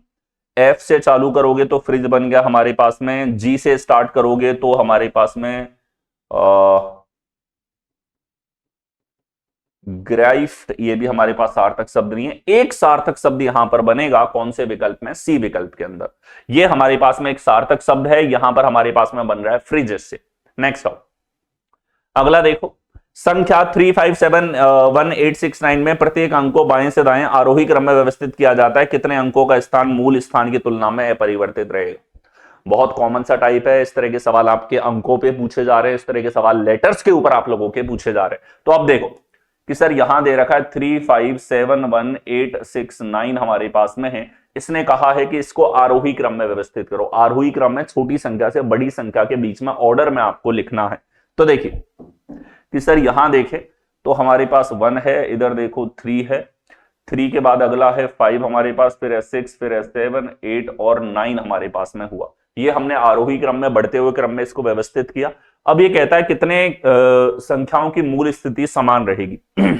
3 से 1 आ रहा है, बदल गया, 5 से 3 बदल गया, 7 से 5 बदल गया, 1 से 6 बदल गया, 8 से 7 बदल गया, 6 से 8 बदल गया, 9 से 9 एज इट इज समान है। एक अक्षर ऐसा है जिसकी स्थिति वही स्थिति रहती है जो इसकी पहले थी, जिसके अंदर कोई परिवर्तन नहीं है, 9, और इसके अलावा बाकी सारे के सारे जो अंक हैं इन सब की स्थिति आपके पास में चेंज हो रही है। नेक्स्ट, यहां देखिए निम्नलिखित में से कौन सा अक्षर क्लस्टर हैशटैग और परसेंटेज को प्रतिस्थापित करेगा? एग्जाम के पहले मैंने एक ही मॉक आपको करवाया और उस मॉक में साफ बोला था कि यह पैटर्न जिस तरीके से हर एग्जाम में आ रहा है आपको देखने को मिलेगा, और मिला है। ये उन नए टाइप्स में से है जिनको आपको फोकस देके पहले ही मैंने आपको बता दिया था। ध्यान से देखो, ये न्यू पैटर्न है, रिसेंट आप लोगों के जितने पेपर हुए हैं उन सब के अंदर पूछा गया है। इस तरह के सवाल आपके CGL CHSL मेंस के अंदर आए हैं, आप लोगों के ALP का एग्जाम हुआ है, रेलवे का, इसके अलावा टेक्नीशियन के पेपर के अंदर पूछे गए, RRB JEE के अंदर पूछे गए। सभी एग्जाम्स के अंदर लेटर और नंबर दोनों में इस टाइप के सवाल है। इसकी खास बात यह है कि इस तरह की एनालॉजी में कोई भी कंप्लीट रिलेशन आपको नहीं दे रखा है, आपको चारों विकल्पों का गो थ्रू यहां पर करना होता है। ठीक है, अब देखो समय बचाने के लिए क्या करोगे, यहां पर हैशटैग से आ रहा है ये हमारे पास में, और RUZ से आ रहा है नेक्स्ट हमारे पास में, इस तरह का रिलेशन आपको चेक करना है। ठीक है, तो देखिए यहां हमारे पास में, अब देखो हैशटैग की जगह V है, V से O आएगा अगर हमारे पास में, तो कितना हो रहा है -7, और R से K आएगा तो यहां भी हो रहा है -7, दोनों जगह समान है। और देखो Y से R आया है -7 है, U से N आ रहा है हमारे पास -7 है, D से W आया है तो ये हमारे पास -7 है, और Z से K आ रहा है हमारे पास में तो ये -7 नहीं है। एक अक्षर में गड़बड़ कर दी, KNK में हमारे पास में यहां पर। ठीक है, इसकी जगह -7 करने पर आना चाहिए था S। अब देखो कि ऐसा विकल्प हमें यहां दे रखा है, K की जगह S करके एज इट इज सेम, तो C विकल्प आंसर होगा। यह हमारे पास करेक्ट आंसर होगा। लॉजिक लगा है, लॉजिक बेहद आसान है, -7 -7 -7, इस तरीके से तर्क हमारे पास में यहां पर फॉलो हो रहा है। यह पैटर्न आप लोगों का यहां पर लगा है, और इसी तरीके से जितने भी सवाल इस फॉर्म में, इस पैटर्न में आप लोगों से पूछे गए, इसमें फर्स्ट से फर्स्ट का ही रिलेशन देखने को मिला है, जैसा आपने यहां पर देखा। As it is same logic यहां पे होगा, बस हैशटैग से ORW आ रहा है, RUZ से नेक्स्ट टर्म आपके पास में आएगी। इस तरीके से आपको चेक करना है। ऑप्शन देखते टाइम अगर पहले अक्षर में लॉजिक लग रहा है तो आगे चेक करो, अदरवाइज वहीं पे रोक दो। नेक्स्ट हो, अगला देखो, उस सही विकल्प का चयन करो जो निम्नलिखित शब्दों की व्यवस्था को तार्किक और अर्थपूर्ण क्रम में इंगित करेगा। तो यहां आप लोगों से पूछा गया कि इसका लॉजिकल ऑर्डर हमारे पास में क्या होगा, लॉजिकल क्रम इनका क्या होना चाहिए। चलिए देखें, set goals, budget, review, invest, assess. तो जनरली ये जो टर्म है ना, कोई भी चीज आप करते हो, कोई प्राइवेट बिजनेस आप स्टार्ट करोगे या कोई भी चीज आपको मकान लेने के लिए डिसीजन लेना है, आपकी नौकरी की तैयारी आप करते हो, तो आपके पास में ये सारी चीजें आपको कंसीडर करनी होती है। सबसे पहले आपको एक गोल बनाना होता है कि आपको करना क्या है। ठीक है, आपने सोचा कि भाई नौकरी लग गई, नौकरी लगने के बाद मकान लेना है, तो आपने वो मकान लेने के लिए सोच लिया कि आपको मकान लेना है या फिर कोई बिजनेस डालना है। ठीक है, तो बिजनेस के लिए सबसे पहले आपने गोल बनाया कि आपको बिजनेस डालना है। बिजनेस के बाद में क्या देखोगे कि इसके बाद में आप गोल के बाद में बजट देखोगे, रिव्यू करोगे, ठीक है, उसको असेस करोगे, फिर इन्वेस्ट करोगे। ये हमारे पास में यहां पे टर्म होगी। ठीक है, तो देखो, सबसे पहले आप गोल सेट करोगे, फिर उसको एसेस करोगे, एसेस करने के बाद बजट उसमें देखोगे, बजट के बाद में इन्वेस्ट करोगे, इन्वेस्ट के बाद में आप उसे रिव्यू करोगे। ऐसा विकल्प कहां पर दे रखा है, बी विकल्प में आपको दिया हुआ है। ये पर्टिकुलर ऑर्डर हमारे पास में रहेगा। नेक्स्ट हो, अगला देखो, उस सही विकल्प का चयन करो निम्नलिखित शब्दों की व्यवस्था को तार्किक और अर्थपूर्ण क्रम में व्यवस्थित करता है। लॉजिकल और मीनिंगफुल ऑर्डर पे सवाल जो है आप लोगों के CHSL मेंस में भी आए थे, जो मॉक मैंने करवाया उसके अंदर भी मैंने करवाए थे, और कहा था कि ये क्वेश्चंस आप लोगों के अभी रिसेंट एग्जाम में पूछे जा रहे हैं और जरूर देखने को मिलेंगे। ये देखने को मिला, अगर आप पिछले 1-2 साल के पेपर पूरे सॉल्व कर लेते हो तो हर एक पैटर्न जो आपके एग्जाम में आ रहा है ये आपके दिमाग में होगा, क्योंकि कभी ना कभी किसी न किसी एग्जाम्स के अंदर ये बार बार दोहरा के पूछे जाते हैं। यहां देखो सवाल, प्लांट, पॉलिनेशन, सीड, सीडलिंग और फ्रूट, क्या लॉजिकल ऑर्डर इनके बीच में होना चाहिए। ठीक है, देखो पौधे के बनने की बात हो रही है, पॉलिनेशन की बात हो रही है, फ्रूट आने की बात हो रही है। ठीक है, तो फ्रूट कब आता है, जब पौधा आपके पास में तैयार हो जाता है, उसके बाद में फ्रूट आपके पास में आता है। तो सबसे पहले शुरुआत होती है बीज से। ठीक है, बीज जो है इससे आपके पास में शुरुआत यहां पर होगी, और बीज के बाद में देखो, इसके बाद में सीड के बाद में सीडलिंग हमारे पास में यहां पर बनेगा। सीडलिंग के बाद में प्लांट होगा। ठीक है, प्लांट, पॉलिनेशन और सबसे लास्ट में फ्रूट। सबसे एंड में 5 आना चाहिए, तो ऐसा हमारे पास में विकल्प केवल इन दोनों में है। शुरुआत सीड से होगी, तो ये हमारे पास में हुआ सबसे पहले बीज, और बीज से फिर बीज जो है सीडलिंग निकलेगी, यानी कि वो पौधा बीज जो है उसको उर्वरक वगैरह, खाद वगैरह देने के बाद में वो सीडलिंग बनेगा। सीडलिंग के बाद में प्लांट, पौधे के बाद में आप पॉलिनेशन करोगे, और सबसे लास्ट में आपके पास में फ्रूट्स जो है वो आपको प्राप्त होंगे। ठीक है, आगे आओ।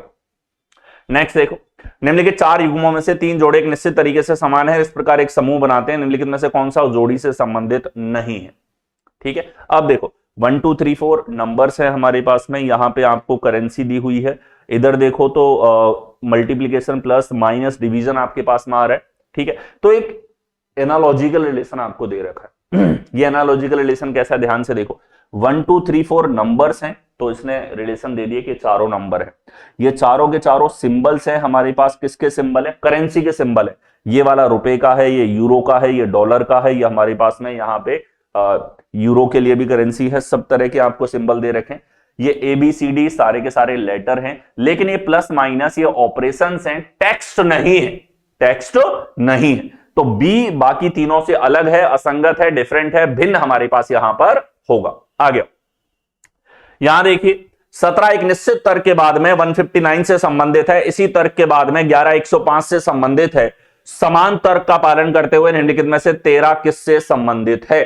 ठीक है, देखो यहां रिलेशन आपको दे रखा है, 17 का रिलेशन इसने दे दिया 159 के साथ में, 11 का रिलेशन दे दिया 105 के साथ में। देखो स्क्वायर से तो काफी छोटी संख्या है यहां पे, ये स्क्वायर के पास में, लेकिन ये स्क्वायर से बहुत दूर है, यानी कि स्क्वायर का रिलेशन नहीं है। इतनी बड़ी संख्या आई है तो मल्टीप्लीकेशन लगेगा, गुणा के रूप में सोचना पड़ेगा। अब मल्टीप्लीकेशन देखो तो सर 11 से देखा जाए तो ये हमारे पास में 10 गुना -5 है, और देखो 9 गुने से देखा जाए 99 प्लस का 6 है। इधर देखो अगर 10 गुना देखेंगे 170 से 11 कम है, और 9 गुना देखते हैं 153 प्लस 6, तो लॉजिक देखो आपको मिल गया। क्या लॉजिक है? 9 गुना प्लस 6 यहां पर कर रखा है, 9n प्लस 6 आपके पास में आ रहा है, तो ये लॉजिक आपके पास में फॉलो हो रहा है, 9 गुना प्लस 6। और ये तर्क अब इतना कॉमन हो चुका है, इसके ऊपर हजारों सवाल हैं अलग अलग एग्जाम्स के अंदर। प्री लेवल का एग्जाम हो, मेंस लेवल का एग्जाम हो, एसएससी का एग्जाम हो, रेलवे का एग्जाम हो, सभी जगह ये क्वेश्चन बहुत कॉमन हो चुका है। तो जब भी आपको मल्टीप्लीकेशन दिख रहा है तो आप चेक करो 10 गुना और 9 गुना हमने चेक किया। अब जरूरी नहीं है जो नियर मल्टीपल है इन्हीं में लॉजिक मिले, हो सकता है इसी सवाल में आपको 8 गुना, 7 गुना, 6 गुना, 5 गुना, 11 गुना, 12 गुना से भी लॉजिक देखने को मिल जाता। तो इस तरीके से मल्टीप्लीकेशन आपको चेक करना होता है। अब देखो इसने लास्ट में पूछा है 13 का रिलेशन किससे होगा, तो 13 का 9 गुना प्लस 6 करो, 9 गुना है 117 प्लस 6 करोगे 123 आएगा। कौन से विकल्प में है? ये आपको डी विकल्प के अंदर दे रखा है, डी हमारे पास करेक्ट आंसर होगा।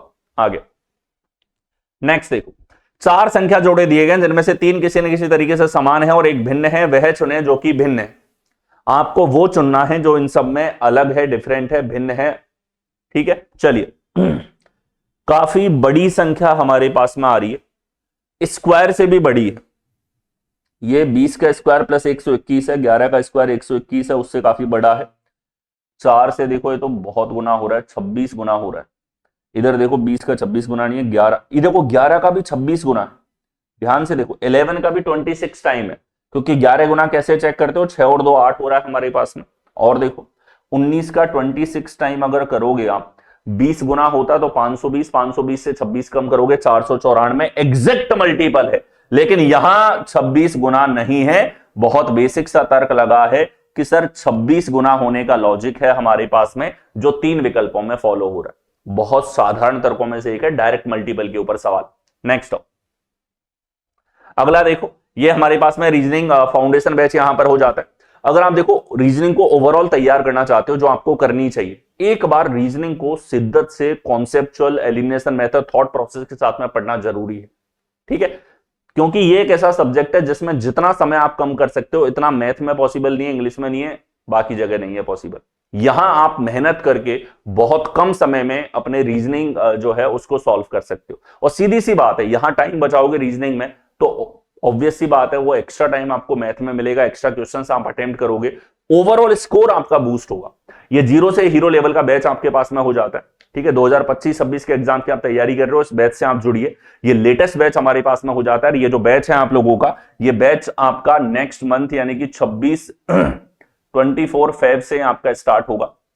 तो इसमें आप एनरोल हो, लाइव आपका कंप्लीट सिलेबस इसके अंदर होगा, साथ में आपको वीओडी रिकॉर्डेड भी इसके अंदर मिल जाता है। जबरदस्त लेवल पे आपके लिए लेटेस्ट बैच यहां पर होगा। नेक्स्ट अगला देखो, तो दिए गए विकल्पों में से वह संख्या चुनें जो निम्नलिखित श्रृंखला में प्रश्न चिन्ह की जगह पर आ सके। एक सीरीज आपको दे रखी है यहां पे। ठीक है, सीरीज घटती हुई जा रही है। तो देखो संख्याएं हैं 98, 50, 26, 14, क्वेश्चन मार्क 5। क्या लॉजिक इनके बीच में होगा? तो हमने देखा सर लगभग आधा हो रहा है प्रत्येक टर्म में हमको दिख रहा है आधा है। जैसे यहां देखो आप आधा कर दो और आधा करने के बाद 1 जोड़ दो। इधर देखो आधा कर दो 25 प्लस 1, आधा कर दो 13 प्लस 1 है। तो इधर भी आप आधा करो और प्लस 1 करोगे तो ये हमारे पास में आ जाएगा यहां पे 7 और 1 8। 8 का आधा करोगे 4 प्लस 1, पूरी तरीके से फिट हो रहा है। लॉजिक लगाया, हाफ करके 1 ऐड कर दिया। यानी कि जो L0 श्रृंखला है हमारे पास, जो सवाल ने दी, इस L0 श्रृंखला में हमारे पास में लग रहा है यहाँ पे गुणा का लॉजिक आप बोल लो, पीछे से गुणा होता हो जा रहा है, आगे से भाग का लॉजिक है।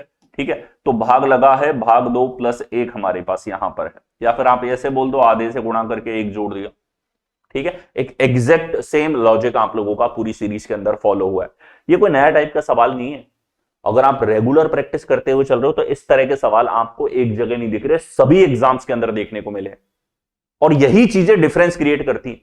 ये जो इतने बड़े बड़े मास्टर सेशंस आपके लिए मैं लेकर के आता हूं, ये इसलिए ताकि आपकी प्रैक्टिस बरकरार रहे, लेटेस्ट पैटर्न आप देखते हुए चलें, कंप्लीट रीजनिंग का रिवीजन आप लोग करते हुए चलें, नए पैटर्न्स को कवर करते हुए चलें। और यही चीज आपको अपने कॉम्पिटिटर से आगे निकालेगी। नेक्स्ट तो यहां देखो आंसर आ गया हमारे पास में 8। कौन से विकल्प में है? डी विकल्प में आपको दिया हुआ है। आ गया। नेक्स्ट देखिए, यदि निम्नलिखित समीकरण में प्रश्न चिन्ह के स्थान पर क्या आएगा यदि प्लस और माइनस को आपस में बदल दें, गुणा और भाग को आपस में बदल दिया जाए। डबल इंटरचेंज के बाद में आप लोगों से वैल्यू पूछिए। अब इन सवालों में क्योंकि चिन्ह बदलना है, बिना चिन्हों के इक्वेशन लिखो, जैसे एग्जाम के अंदर सवाल दिखे बिना चिन्हों के लिखो। तो ये हमारे पास में 98 इधर है, 7 288 यहां पर है, ये 2 हमारे पास में आया, 144 है, 3 हमारे पास में है, 152 है, 2 इधर है, 120 इधर है। तो अब देखो, आपने देखा प्लस और माइनस को आपस में बदल दिया जाए, प्लस और माइनस को बदलोगे तो इधर सर माइनस आ जाएगा हमारे पास में, इधर प्लस आ जाएगा, इधर हमारे पास प्लस आ जाएगा, इधर हमारे पास में माइनस आ जाएगा। प्लस और माइनस को बदला, गुणा और भाग को आपस में इंटरचेंज करना है, करो। तो ये हमारे पास में गुणा है, इधर हमारे पास में भाग है, इधर हमारे पास में भाग है, और यहां हमारे पास में गुणा है। ये इस तरीके से गुणा और भाग को हमने चेंज किया, सारे चिन्हों को यहां पे बदल दिया है। अब आप देखो, इधर से आ रहा है 144 भाग देने पर, इधर 3 का भाग दोगे, 3 चौके 12, 3 अट्ठे 24, 48 यहां पे आया है। गुणा करोगे 7 8 56, 5 इधर, 7 9 63 और 5 हमारे पास में 68, माइनस 144 प्लस 48 प्लस यहां देखोगे तो 304 है, माइनस 120 इधर हुआ। ठीक है, अब देखो यहां देखो इनके बीच का अंतर है, ये हमारे पास में 2 इधर 4 इधर 5 हुआ, प्लस 48 प्लस यहां 120 आप कम करते हो तो 184 हमारे पास में आ रहा है।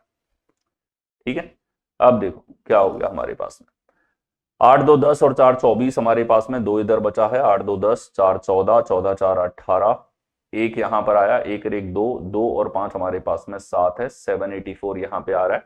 कौन से विकल्प में है? 784 हमारे पास यहां पर आएगा, 590 784। ठीक है, इधर हमने सब्ट्रैक्ट किया, 184 ही हमारे पास में बचा है, इधर 48 और ये हमने मल्टीप्लीकेशन में चेंज किया, सारे साइंस हैं हमारे पास में, 7 8 56 5, 7 9 63 5 68, 686 माइनस 144। ठीक है, इनके बीच का डिफरेंस है 2, इधर हो जाएगा 4, इधर हो जाएगा 5, बिल्कुल ठीक है 590 और ये 684 684 हमारे पास में होगा। ठीक है, 5 और 1 6 और 1 7, 784 हमारे पास में आ रहा है। चलो साइंस में देखो कुछ गड़बड़ तो नहीं करी हमने, भाग की जगह गुणा, गुणा की जगह भाग है, प्लस की जगह माइनस है, माइनस की जगह प्लस है, गुणा की जगह भाग है, माइनस की जगह प्लस है, भाग की जगह गुणा है, प्लस की जगह माइनस है। तो ये बिल्कुल इनको गुणा किया हमने, 686 है, इधर 144 है, प्लस 48 है, प्लस हमारे पास में 304 है, माइनस 120 है। और इससे तो आखिरी अंक भी हम लोग चेक कर रहे हैं, तो ये 2 बचा, इधर से आखिरी अंक 4 बचा, 6 और 8 14, 4 ही आखिरी अंक आएगा, 774। अच्छा अच्छा, बिल्कुल बिल्कुल 774 विकल्प में दिया हुआ है, कौन से में? ए। ठीक है, बेसिक लेवल पे पूछा गया सवाल है, बोर्ड मास ही लगाना है, पहले भाग फिर गुणा फिर प्लस फिर माइनस, इस ऑर्डर। थोड़ी सी लेंदी कैलकुलेशन भी ज्यादा नहीं कह सकते, बेसिक सी कैलकुलेशन इसके अंदर है, आपको एक बार लिखना पड़ेगा, स्क्रीन पे देख करके लिखो फिर सॉल्व कर। नेक्स्ट हो, अगला देखो, पारस ने अपनी कक्षा में सीट से 5वां नीचे से 24वां स्थान प्राप्त किया, उसकी कक्षा में कितने छात्र हैं? टोटल छात्रों की संख्या आप लोगों से पूछी, और बेसिक सवाल है क्योंकि ये ऊपर और नीचे से पोजीशन देने के ऊपर सवाल आपके रिसेंट बाकी एग्जाम्स में भी आए थे। जब आप लेटेस्ट एग्जाम को सॉल्व करते हुए चलते हो तो इसकी मदद आपको आने वाले एग्जाम्स के अंदर डेफिनेटली होती। चलिए देख, शीर्ष से 5वां है पारस, 5th, और नीचे से 24th है।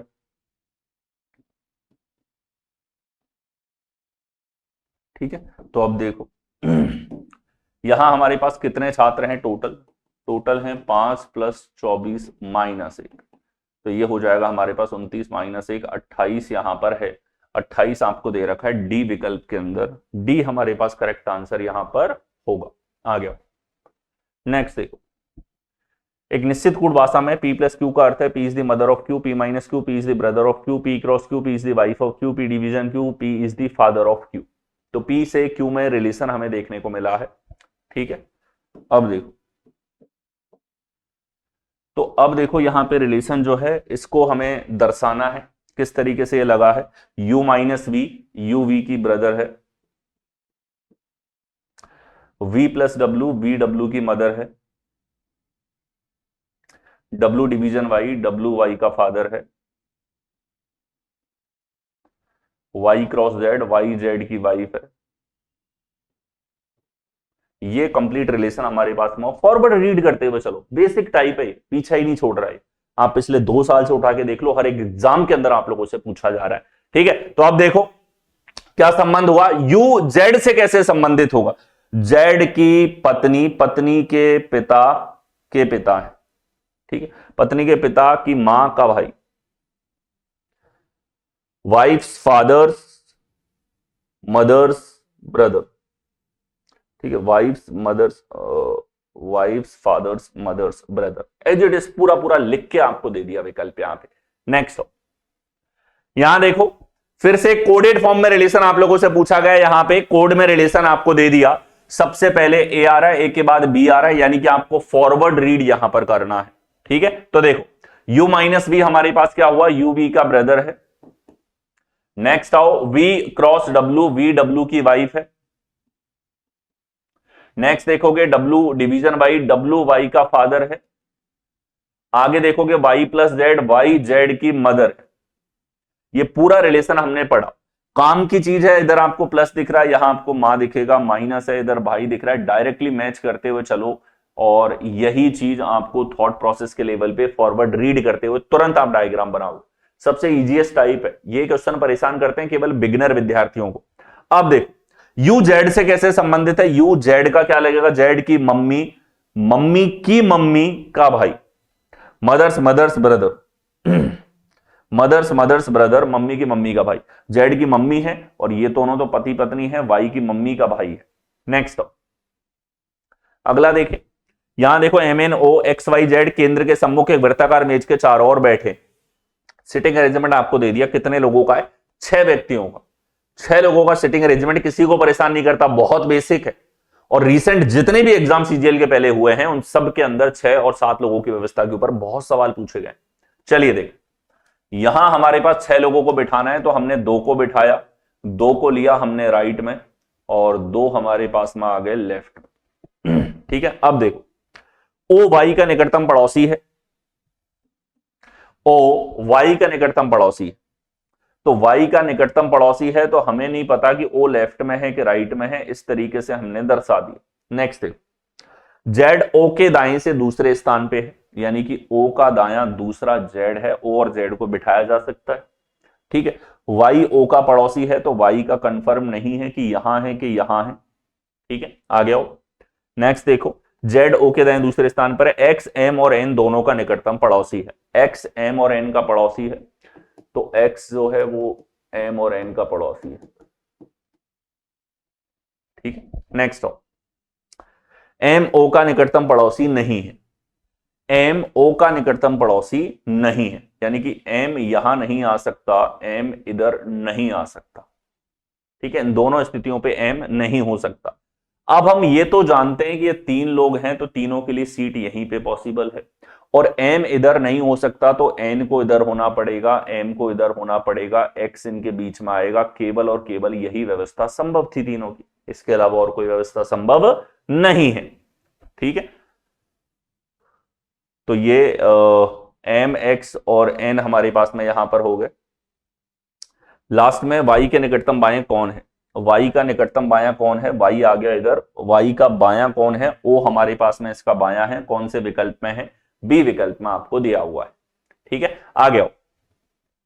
यहां देखिए 7 व्यक्ति एबीसीडी ई एफ जी ने एक परीक्षा में अलग अलग अंक प्राप्त किए। अंकों की तुलना, ऊंचाई की तुलना, या हमारे पास तुलना के ऊपर डिफरेंट तरह के सवाल बेहद ज्यादा कॉमन है। यह आप लोगों के एसएससी के हर पेपर में, CGL, CHSL, MTS, GD, steno, CPO, face, Delhi police, IB, railway के सारे एग्जाम्स के अंदर आप लोगों से पूछा जाता है।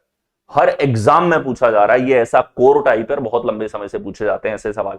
तो 7 व्यक्तियों की तुलना करनी है, हमने 1 से और 7 तक के नंबर लिख दिए इस तरीके से।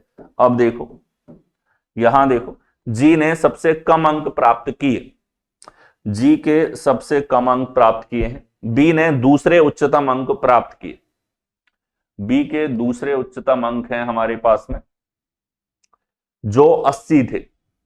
बी ने दूसरे उच्चतम अंक प्राप्त किए जो कि कितने हैं, 80 हैं हमारे पास में। ए ने 72 रन बनाए। ठीक है, ए स्कोर 72, ए के 72 मार्क्स हैं। आगे देखो, ई ने एफ से अधिक लेकिन सी से कम, ई ने एफ से अधिक लेकिन सी से कम हमारे पास में अंक प्राप्त किए हैं। सी द्वारा प्राप्त अंक 11 के गुणज है, ये 11 के गुणज हमारे पास में अंक हैं इसके, और 70 से कम है। अब सी के अंक 70 से कम हैं, तो 70 से कम 11 का गुणा 66 है, 55 है, 44 है, कई संभावनाएं हैं नीचे। आ गया। सी और एफ द्वारा प्राप्त अंकों का योगफल 120 है, सी और एफ के अंकों का योगफल 120 है। ठीक, तो ये हमारे पास में पूरी व्यवस्था है। ए के 72 मार्क्स हैं, सीई एफ हमारे पास में है, तो एक चीज तो क्लियर है कि सीई एफ यहां हमारे पास हो सकता है, ए बी इधर होगा हमारे पास में, और इसने बताया सी और एफ जो है हमारे पास में, इनके अंकों का योगफल 120 कितना है, 120 हमारे पास में यहां पर हो जाता है। तो अब देखो, सी के अगर हमारे पास 66 अंक है, तो 120 एफ के कितने हो जाएंगे हमारे पास में, 54। अगर इसके 55 हैं तो यहां हमारे पास में 65, अगर हमारे पास इसके 44 हैं तो ये हमारे पास में कितना होगा, 76। अगर इसके 33 हैं तो ये हमारे पास में कितने हो जाएंगे यहाँ पे, कि सर इसके हो जाएंगे 87। तो ये डिफरेंट कॉम्बिनेशंस यहाँ पे पॉसिबल हैं यहाँ पे, ठीक है, ये पॉसिबिलिटीज हैं हमारे पास में यहाँ पर। अब देखो और किसके अंक दिए हैं, G scored the lowest marks, B scored second highest marks which were 80, A scored 72, E scored more than F but less than C, for a multiple of 11 and less than 70. The sum of marks scored by C and F 120. What is the score of F? F का score अब आपको बताना है कितना होगा। तो देखो, A के 72 हैं और C के नंबर 70 से कम हैं, तो इसका मतलब क्लियर है कि A को इधर ही आना पड़ेगा, क्योंकि इनके नंबर तो 70 से कम है, और CEF भी इधर ही होगा, ये भी क्लियर है। और अब हमारे पास में एक ही व्यक्ति रह गया, A B C D, D D आएगा ऑप पे, ठीक है, ये सारे लोग हो गए। 11 के गुणज हैं ए के मार्क्स हमारे पास में, सी के मार्क्स 11 के गुणज है, इसके तो 70 कितने हैं, ए के 72, 11 के गुणज हैं इसके हमारे पास में मार्क्स, ठीक है, और 100 में से मार्क्स हैं, तो 11 का गुणज देखो 66 यहां हो सकता है। अगर ये 66 है तो एफ कितना हो जाएगा, 54, ये पॉसिबिलिटी है। अगर सी को 55 ले लू तो एफ के मार्क्स 65 हो जाएंगे, जो संभव नहीं है। क्यों? क्योंकि एफ के मार्क्स कम हैं, तो एक ही संभावना है 66 होगी। मैथ और पजल दोनों को मिक्स करके सवाल पूछे, और अकेले इस एग्जाम में नहीं, ऐसा हर एग्जाम में हुआ है जो लेटेस्ट कंडक्ट हुई है। आरपीएफ एसआई में ऐसा पूछा गया, आरआरबी जेई के अंदर ऐसा पूछा गया, आपका सीजीएल मेंस के अंदर ऐसा पूछा गया, और इसीलिए बार बार मैं कहता हूं रिसेंट एग्जाम्स को मत छोड़ो, आपके आने वाले एग्जाम बहुत इफेक्ट होंगे इससे, ठीक है। 54 यही संभावना थी केवल और केवल हमारे पास में, ठीक है। अब इसने पूछे हैं कि एफ का स्कोर कितना है, एफ का स्कोर 54 यहां पर होगा कौन से विकल्प में, बी में। केवल उत्तर हमें देना होता, केवल आंसर अगर हमको देना होता, तो हमें साफ दिख रहा है एफ के नंबर पूछे हैं, 54 ही विकल्प में है, तो आंसर तो हम दे पा रहे हैं केवल योगफल के आधार पर भी, लेकिन पूरी तरीके से कैसे सॉल्व करना है, सोचना कैसे, वो आपको मैंने बताया। नेक्स्ट अगला देखो, दिए गए कथनों और निष्कर्षों को ध्यान से पढ़ें, यह मानते हुए कथनों में दी गई जानकारी सत्य है। कथन, कथन के बाद में आपको निष्कर्ष दिए गए हैं, ठीक है, कथन है और निष्कर्ष, तो यहां आपके सामने इंग्लिश में, उधर हिंदी में आपको दे रखा है। तो ये देखो, सिलॉक के ऊपर सवाल है, ऑल डॉल्स, डी से डॉल, आर से रोबोट, आर से रोबोट, टी से टॉयज, टी से टॉयज है, और सी से साइकिल। पहला अक्षर लिख के समय बचाना है, छोटी छोटी चीजें बहुत टाइम सेव करती। पूरा डी आर में है, some R R T, some T R C, ठीक है, ये हमारे पास में रिलेशन हुआ। अब देखो, इनसे निष्कर्ष है, सम टॉयज आर डॉल्स। पहली बात तो तीनों पॉजिटिव हैं, तो किलर आर्ग्यूमेंट क्या लगा हमारे पास में, किलर आर्ग्यूमेंट ये कहता है कि तीनों अगर पॉजिटिव हैं तो नेगेटिव तो केवल घूमने आ गया, इसके तो सही होने के कोई चांसेस हमारे पास में नहीं। दूसरा, सम टॉयज आर डॉल्स, ठीक है, टॉयज और डॉल्स में हमारे पास में रिलेशन पूछा है, तो टॉयज इधर है, डॉल इधर है, दोनों में कोई निश्चित रिलेशन नहीं है, यानी कि दोनों के दोनों गलत हैं, नाइदर नॉर हमारे पास में आएगा, न तो पहला ना ही दूसरा निष्कर्ष अनुसरण करेगा। आगे यहां देखिए निम्नलिखित जानकारी को पढ़े, नीचे देखे प्रश्नों के उत्तर दे। तो एक पैसेज आपको दिया हुआ है यहां पर, पैसेज के बाद में आप लोगों से सवाल पूछा गया है। इस पैसेज को अच्छे से आपको पढ़ना है, इसके आधार पर आंसर करना है। Like seasoned Gardner's, Gardner G practices crop rotation to maintain soil fertility, leading to thriving and diverse plant growth. Which of the following can be inferred from the given statement? Inference आप लोगों से पूछा गया, क्या पूछा गया है? Inference यहां पर पूछा गया है, कौन सा इससे इन्फर करेगा।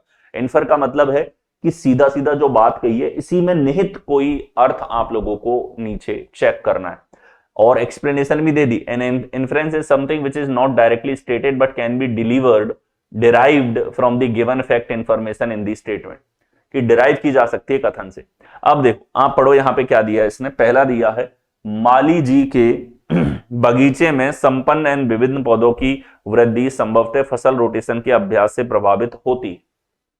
ठीक है, देखो कथन को 2 से 3 बार पढ़ो, इससे आपको उसका क्लू लगेगा। हो सकता है इस तरह की जानकारी आपको नहीं रही, कुछ नई चीज इसने कथन में दे दी, लेकिन 2-3 बार रीड करते हो तो चीजें समझ में आती हैं। इसने कहा अनुभवी बागवानों की तरह माली जी, अच्छा ये जी जो है ना, जी फॉर जी है, ये वाला इंग्लिश वाला, ये ट्रांसलेट कर दिया। माली जी मिट्टी की उर्वरता को बनाए रखने के लिए फसल रोटेशन का अभ्यास करता है। किस लिए करता है? मिट्टी की उर्वरता को बनाए रखने के लिए फसल रोटेशन का अभ्यास करता है। फसल रोटेशन है कि साल भर के दौरान एक ही फसल नहीं कर रहा कि गेहूं करे जा रहा हर 3 महीने में, अलग अलग फसल वो पैदा कर रहा। और बिल्कुल फसल रोटेशन जो है उससे उर्वरता बनी रहती है, जिससे संपन्न और विविध पौधों की वृद्धि होती है। क्या होती है? संपन्न पौधे और विभिन्न तरह के पौधे जो है उनकी वृद्धि होती है। ठीक है, चलिए अब इसके ऊपर आधारित इसने पहला दिया, माली जी के बगीचे में संपन्न और विविध पौधों की वृद्धि संभवतः फसल रोटेशन के अभ्यास से प्रभावित होती है। बिल्कुल ये सीधा सीधा इसी से इन्फर हो रहा है। पहला वाला तो डायरेक्टली इसमें हो रहा है। सर्वोत्तम बागवानी प्रथाओं के लिए क्षेत्र के अन्य बागवानों द्वारा मालू जी से परामर्श किया जाता है। ठीक है, gardener G is consulted by other gardeners in the area for best gardening practices. ये तो कहीं नहीं कहा कि गार्डनर जी बेस्ट है और इससे बाकी लोग पूछते हैं, ये हमारे पास में बिल्कुल इन्फर नहीं हो रहा है। यहां पे ऐसा कुछ नहीं कहा गया, इन्होंने सिर्फ इतना कहा है कि गार्डनर जी है, फसल रोटेशन करता है, बदल बदल के फसलें पैदा करता है, जिससे मिट्टी की उर्वरता बनी रहती है और विविध प्रकार के पौधे पैदा होते हैं। ठीक है, तो केवल और केवल फर्स्ट जो है वो यहां पे इन्फर किया जा सकता है, निकाला जा सकता है दिए गए कथन के आधार पे। कथन और आप लोगों से इन्फ्रेंस यहां पर पूछा गया है। आ गया नेक्स्ट देखो, यहां हमारे पास में कथन है और कथन के बाद में आप लोगों से डाटा पर्याप्तता जो है यहां पर पूछी गई है। ठीक है, ये हमारे पास में है कथन और कथन के बाद में डाटा पर्याप्तता आप लोगों से पूछी गई है। क्या कहता है ये ध्यान से पढ़ो। ये इन सवालों में सबसे पहले आपको एक क्वेश्चन दे दिया जाता है, क्वेश्चन का आंसर आपको देखना होता है। तो प्रश्न दिया गया, उसके बाद एक और दो कथन दिए गए, पहचाने कौन सा कथन उत्तर देने के लिए पर्याप्त है। 5 अलग अलग रंगों नीला, हरा, पीला, लाल और बैंगनी के 5 घर हैं, जिनमें से 2 आसन घरों के बीच में समान स्थान है। ठीक है, समान गैप है दोनों घरों के बीच में। उत्तर की ओर उन्मुख एक पंक्ति में बनाए गए हैं, पंक्ति के ठीक मध्य में कौन सा घर है? 5 घर यहां पर हुए, बीचों बीच में कौन सा है? ये सवाल ने पूछा, यानी कि आपको पूछा क्या गया, बीचों बीच में कौन है, दैट्स इट। अब देखो, पंक्ति के अंतिम छोरों पर हरे और पीले रंग के मकान बने हुए। इसने कहा अंतिम छोरों पे हरे और पीले, ग्रीन और येलो जो है अंतिम छोरों पे है। तो इससे हमें बीच का तो कोई पता ही नहीं लगा, आंसर नहीं कर सकते पहले के आधार पे, अकेले से तो कोई आंसर नहीं आ रहा। दूसरे वाले को पढ़ो, सेकंड वाला है हमारे पास, बैंगनी और नीले रंग के मकान क्रम से हरे और पीले रंग के घरों के निकटतम पड़ोसी घर होते। क्या कहा इसने कि यहां पे बैंगनी और नीले जो हैं हरे और पीले रंग के घरों के निकटतम पड़ोसी होते। ठीक है, ग्रीन का पड़ोसी वायलेट हमारे पास में यहां पर है, और यहां पे नीला जो है ब्लू का पड़ोसी भी हमारे पास में क्या है, ग्रीन और येलो में से कोई सा है। यानी कि यहां से कोई निश्चित चीज नहीं मिल रही ना हमको। पड़ोसी हैं तो ठीक है भैया, इससे हमें कहां पता चला कि बीचों बीच में कौन आ रहा है। इवन दोनों को आप मिक्स कर देते हो, ठीक है, दोनों को आप मिक्स कर देते हो तो ग्रीन और येलो हमारे पास में आए, हरे और पीले रंग के घरों के निकटतम पड़ोसी हैं। तो ऐसे में अगर आप दोनों को मर्ज करोगे, बैंगनी और नीले रंग के मकान क्रम से, ठीक है, बैंगनी और नीले रंग के मकान हरे और पीलों के बराबर है, तो हरे और पीले के पास में बैंगनी और ब्लू, वायलेट और ब्लू इनके पड़ोसी हैं। तो अब हम कह सकते हैं कि बीचों बीच में वो घर आएगा जो दोनों के अंदर निहित नहीं है। कौन सा घर है वो बताओ? दोनों घरों की बात की जाए तो एक रंग रह गया हमारे पास में, कौन सा? नीला आ गया, हरा आ गया, बैंगनी आ गया, पीला आ गया, लाल बचा है, लाल बीच में आएगा। दोनों को एक साथ यूज करने पर आंसर आ सकता है, दोनों को एक साथ यूज करने पर यह पर्याप्त होगा। ठीक है, तो देखो उत्तर देने के लिए पर्याप्त नहीं है, कथन एक और दो दी गई उत्तर देने के लिए पर्याप्त है, तो डी आंसर सही होगा। डी में हमारे पास में बोला है दोनों को मिलकर आंसर दिया जा सकता है, तो बिल्कुल आंसर दिया जा सकता है दोनों को मिला के। नेक्स्ट हो, अगला देख, ये हमारे पास में स्पेशल फाउंडेशन बैच हो जाता है रेलवे के एस्पिरेंट्स के लिए। अगर आप रेलवे एस्पिरेंट हैं, रेलवे स्पेसिफिक आप तैयारी कर रहे हैं, तो ये जो आपके पास में बैच हो जाएगा, ये लेटेस्ट बैच है रेलवे के। आपके एनटीपीसी का पेपर है, वो ग्रुप डी के एग्जाम है, या आपके पास में आरपीएफ है, इसके अलावा आपके पास में रेलवे के एएलपी हैं, टेक्नीशियन है, आरपीएफ एसआई कांस्टेबल है, या आरआरबी जेई के एग्जाम है, सबको कवर करने वाला एग्जाम यहां पर हो जाता है, जो कि स्पेसिफिकली जिस तरीके से रेलवे क्वेश्चन पूछता है उस तरीके से इसको डिजाइन किया गया। नेक्स्ट हो, अगला देख, नीचे एक कथन कारण दिया गया जिसके बाद में संभवतः फर्स्ट सेकंड थर्ड अंकित है। कारण को ध्यान से पढ़ें, तय करें कि तीनों में से कौन सा संभावित प्रभाव हो सकता है। ठीक है, तो पहले इसने दिया है कारण कॉज, और इसके बाद में इफेक्ट दिए हैं। इफेक्ट इसने दे दिए हैं तीन इफेक्ट, तीन प्रभाव यहां पे दिए गए, और पूछा गया है कि कारण के आधार पे कौन सा प्रभाव संभावित प्रभाव हो सकता है। तो पहले कारण को पढ़ो, ठीक है, उस पर निर्भर करेगा सब। कारण है सिटी एक्स में कल भारी बारिश से रेलवे स्टेशन और एयरपोर्ट समेत कई इलाकों में बाढ़ आ गई। क्या कहा इसने कि x has caused flooding in many areas including the railway station and the airport. ठीक है, हैवी रेन्स हुई है, कल रात को बहुत भारी बरसात हुई है जिससे बाढ़ आ गई रेलवे स्टेशन पे भी और एयरपोर्ट पे भी और कई इलाकों में। अब प्रभाव देखो कौन कौन से इसके संभावित प्रभाव हो सकते हैं। पहला प्रभाव देखो यहां पे, पहला हमसे कहता है प्रभाव नंबर 1 कि रेलवे ने सिटी एक्स से शुरू होने वाली तीनों ट्रेन के प्रस्थान में देरी की घोषणा की है। देखो बिल्कुल हो सकता है, अगर बाढ़ ही आ गई रेलवे के अंदर तो डेफिनेट सी बात है जो भी ट्रेनें होंगी उनको रीशेड्यूल करेगी, ये पहला प्रभाव हो सकता है, बहुत चांसेस हैं इसके हो। अगला प्रभाव 2, कल शाम सिटी एक्स के हवाई अड्डे पर कई उड़ानें उतरने में असमर्थ थी। कल रात को कई उड़ानें नहीं उतर पाई, बिल्कुल सही बात है, जब बाढ़ आई है तो बाढ़ है तो पानी भरा है तो उड़ानें नहीं उतर सकती उस समय पे, सही बात है। प्रभाव 3, वित्त मंत्रालय ने टैक्स रिटर्न दाखिल करने की तारीख 1 महीने बढ़ा दी। अब भैया टैक्स का कोई लेना देना नहीं, बारिश का टैक्स से कोई लेना देना नहीं, उसके पीछे का कारण अलग है। तो पहले और दूसरे हमारे पास में दो ऐसे प्रभाव हैं जो भारी बारिश के कारण होते हैं।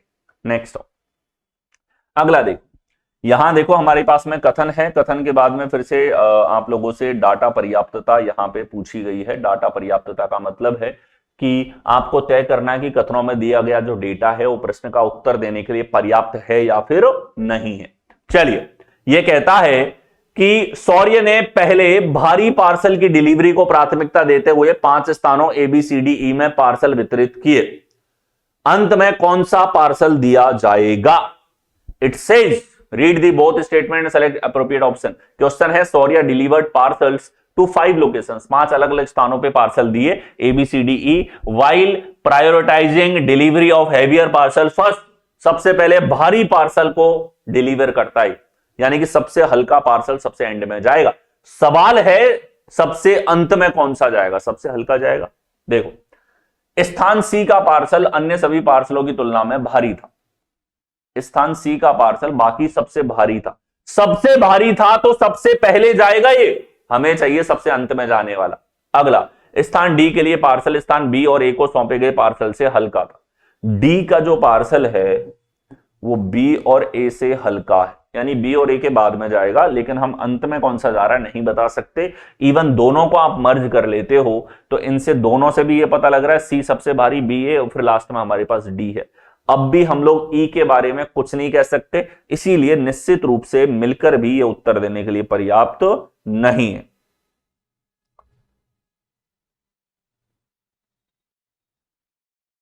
ठीक है, पर्याप्त नहीं, दोनों मिलके भी आंसर नहीं कर सकते। ई की तो चर्चा ही नहीं करी किसी ने, ई कहां पे है कुछ नहीं पता। आ गया, अगला देखो, यहां देखो सवाल है हमारे पास में In the question, a statement is followed by two courses of action numbered first and second. You must assume everything in the statement to be true and so, basis of the information given in the statement decide which of the course of the action logically follows the pursuing statement.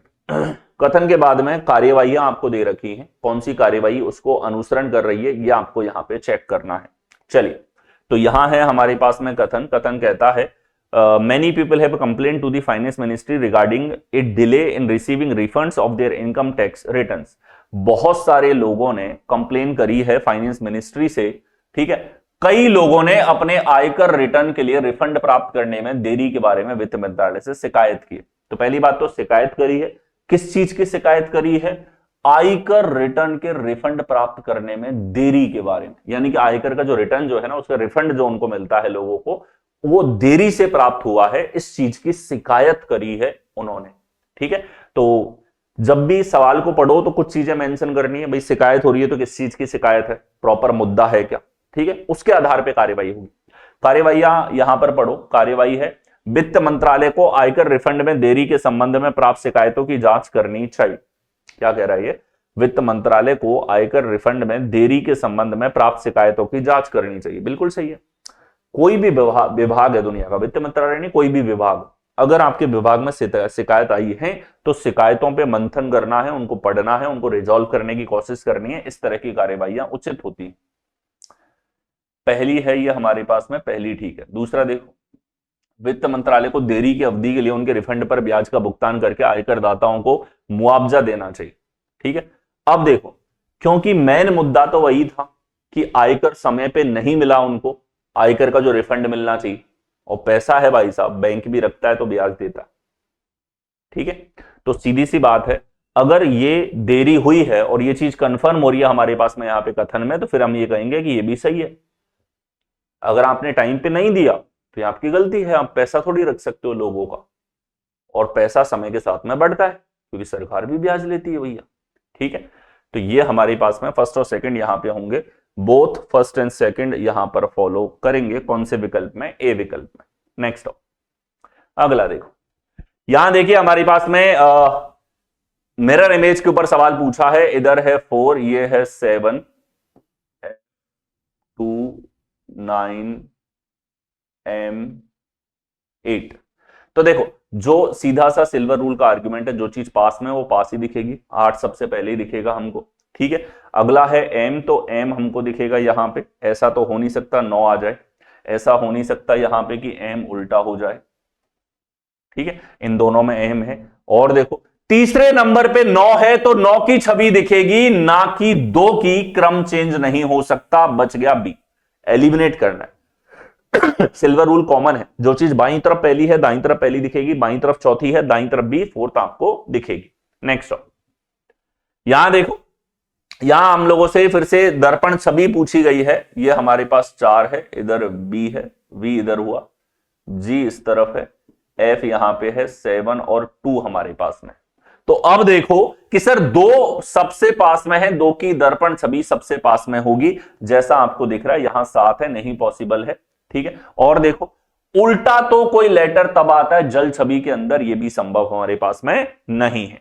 और देखो 2, 7, फिर हमारे पास तीसरे number पे F है, तो तीसरे पे F ही दिखेगा ना, ये ऐसा हो नहीं सकता G आ जाए, तो बच गया हमारे पास C विकल्प, करेक्ट आंसर है। एलिमिनेशन से ही आपको आंसर करना है इन प्रश्नों का, 3 ऑप्शंस को एलिमिनेट करना है, स्पीड के साथ में करोगे, गलती होने के चांसेस नहीं रहेंगे। नेक्स्ट, यहां देखो, पैटर्न को पूरा करने के लिए नीचे देखे चित्र में प्रश्न चिन्ह को प्रतिस्थापित करने वाला विकल्प का चयन करो। क्वेश्चन मार्क के स्थान पर क्या आएगा? तीनों लगभग समान है, और हम देखें यहां से हमारे पास में दर्पण छवियां हैं, तो ऐसा ही इस तरफ आएगा, ये हमारे पास कंप्लीट होगा, ये भाग यहां पे आएगा, ये भाग इस तरफ जाएगा, और एक हमारे पास बॉक्स है, इस तरीके से लाइन होगी। ऐसा इधर नहीं है, ऐसा इसमें गड़बड़ है। इधर देखा जाए तो ये वाला भाग गायब है, बच गया बी करेक्ट आंसर, ठीक है। तो आप ये देख सकते हो कि बीच वाली जो रेखा है, इससे दर्पण छवियां हमको दिखनी चाहिए, सिमेट्रिक है आकृति। नेक्स्ट, अगला देखो, उस विकल्प आकृति का चयन करो जिसमें दी गई आकृति अपने भाग के रूप में एम्बेडेड। ये आकृति कौन से डायग्राम में एम्बेडेड है? घूर्णन की अनुमति नहीं है, ठीक है। चलिए देखिए, कि सर यहां हम लोग देखें तो ये हमारे पास में आप देखोगे ये हुआ, इधर ट्राइंगल आ गया, इधर ट्राइंगल, बिल्कुल सही है, ऐसा इसमें नहीं है, ऐसा इसमें नहीं है, इसमें नहीं है, तो ए करेक्ट आंसर होगा। ए में अगर हम लोग देखते हैं तो इस तरीके से व्यवस्था आपको दी गई है। नेक्स्ट अगला देखो, विकल्पों में दी गई आकृति को पहचानिए जिससे सब प्रश्न चिन्ह के स्थान पर रखा जाए तो वह तार्किक रूप से श्रृंखला को पूरा करेगा। ठीक है, तार्किक रूप से श्रृंखला को पूरा करेगा। चलिए यहां देखो, ये है हमारे पास क्या चल रहा है, देखो ए इधर गया, बी एक स्टेप नीचे आया, सी इधर गया, डी ऊपर की तरफ गया और इसमें रोटेशन हो गया, तो बीच वाला तो रोटेशन चल रहा है। ठीक है, तो अगली बार ऊपर की तरफ होगा एरो, तो ऐसा विकल्प हमारे पास में केवल 2 विकल्प हैं। और देखो अगली बार फिर ए इधर, बी इधर, एक एक स्टेप घड़ी की दिशा में जा रहे हैं, फिर से वही चीज लगी, तो अगली बार क्या होगा कि सर ए हमारे पास इधर आएगा, बी इधर जाएगा, सी इधर जाएगा, डी इधर जाएगा, तो ऐसा हमारे पास में दे रखा है। सी विकल्प के अंदर, ए के अंदर गड़बड़ है, सी हमारे पास करेक्ट आंसर होगा। घड़ी की दिशा में एक एक स्टेप रोटेशन इसके बीच में लगा है। आगे अगला देखो, चित्र ए बी से निश्चित पैटर्न से संबंधित है, उसी पैटर्न का अनुसरण करते हुए आकृति सी डी से संबंधित है, तो पैटर्न का अध्ययन करें और उस आकृति का चयन करें जिसे डी के स्थान पर रखा जाना चाहिए। ठीक है, डी के स्थान पर रखा जाना चाहिए। चलिए डी के स्थान पर किसको रखा जाना चाहिए, पहली बात तो इनके बीच में एनालॉजी को समझो। क्या एनालॉजी कि सर हमने देखा ए इधर था, ये इधर जाके 2 बार हो गया, कि बहुत अच्छी बात है, और यहां पे हमारे पास में 1 बार था, ये 2 बार हो गया, हमारे पास ये 1 बार था, ये 2 बार हो गया, और म्यू चेंज होके इसकी जगह नई आकृति आ गई। तो अब देखो यहां भी ऐसा ही लगेगा, पी इधर था, पी इधर 2 बार आ जाएगा, ये 1 बार है, इधर 2 बार हो जाएगा, ये 1 बार है, इधर 2 बार हो जाएगा, और यहां कुछ नई आकृति आ जाएगी। तो ऐसा हमको दिया हुआ है केवल और केवल ए विकल्प में। ध्यान से देखो, इधर पी 2 बार हो रहा है, एग्जैक्टली फॉलो करो कि एनालॉजी किस तरीके से लगी है, सादृश्यता। ठीक है, नेक्स्ट यहां देखिए, निम्नलिखित 5 आकृतियों में से 4 निश्चित तरीके से समान है और इस प्रकार एक समूह बनाती है, उनमें से कौन सा समूह से संबंधित नहीं है। ठीक है, देखो समझो इनके बीच के रिलेशन को, तो ए आकृति में 2 लेटर हैं, एक है जी, एक है पी, ये आ रहा है 1 बार, ये आ रहा है 3 बार। हैशटैग और एल, हैशटैग 3 बार है, ये 1 बार है, ये 1 बार है, ये 3 बार है, ये 1 बार है, ये 3 बार है, ये 2 बार है इधर, और ये भी 2 बार है। तो अलग हो गया ई।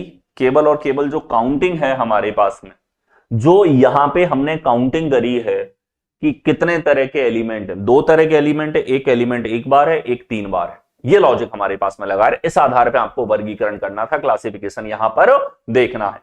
आगे ये हमारे पास में बलराम सर रीडिंग वाला एप्लीकेशन जो है, ये आपके लिए यहां पर हो जाती है, जिसमें आपको पेड कोर्सेज यहां अवेलेबल हो जाते हैं, आपके यूट्यूब के पीडीएफ आपको यहां पर अवेलेबल हो जाते हैं, इसके साथ ही फ्री पीडीएफ भी आपको मिल जाते हैं। रेगुलर बेसिस पे आपको Balram sir reasoning YouTube channel से 50 क्वेश्चन जो है डेली बेसिस पे सॉल्व करते हुए चलो। ये 50 क्वेश्चन मेरे आर्ग्यूमेंट्स को सुनो, किलर आर्ग्यूमेंट को सुनो, एलिमिनेशन आर्ग्यूमेंट को सुनो, ये चीज आपको इंप्रूव करेगी बहुत ज्यादा अच्छे लेवल पे। और अगले आने वाले जो एग्जाम है उनके अंदर ये सेट हो या इससे पहले के जितने सेट मैंने करवाए सब देखने हैं, बिल्कुल नहीं छोड़ना। अगर सीरियस हो, सिलेक्शन चाहिए, तो दिला के मानूंगा, इस लेवल का कंटेंट आपको दे रहा हूं, इतनी मेहनत आपके लिए हो रही। इसको एप्लीकेशन को डाउनलोड कर लो, 5 स्टार रेटिंग आप इसको जरूर देनी है। इस शिफ्ट में इतना ही, शुरुआत करेंगे इसके बाद हम लोग नेक्स्ट शिफ्ट की।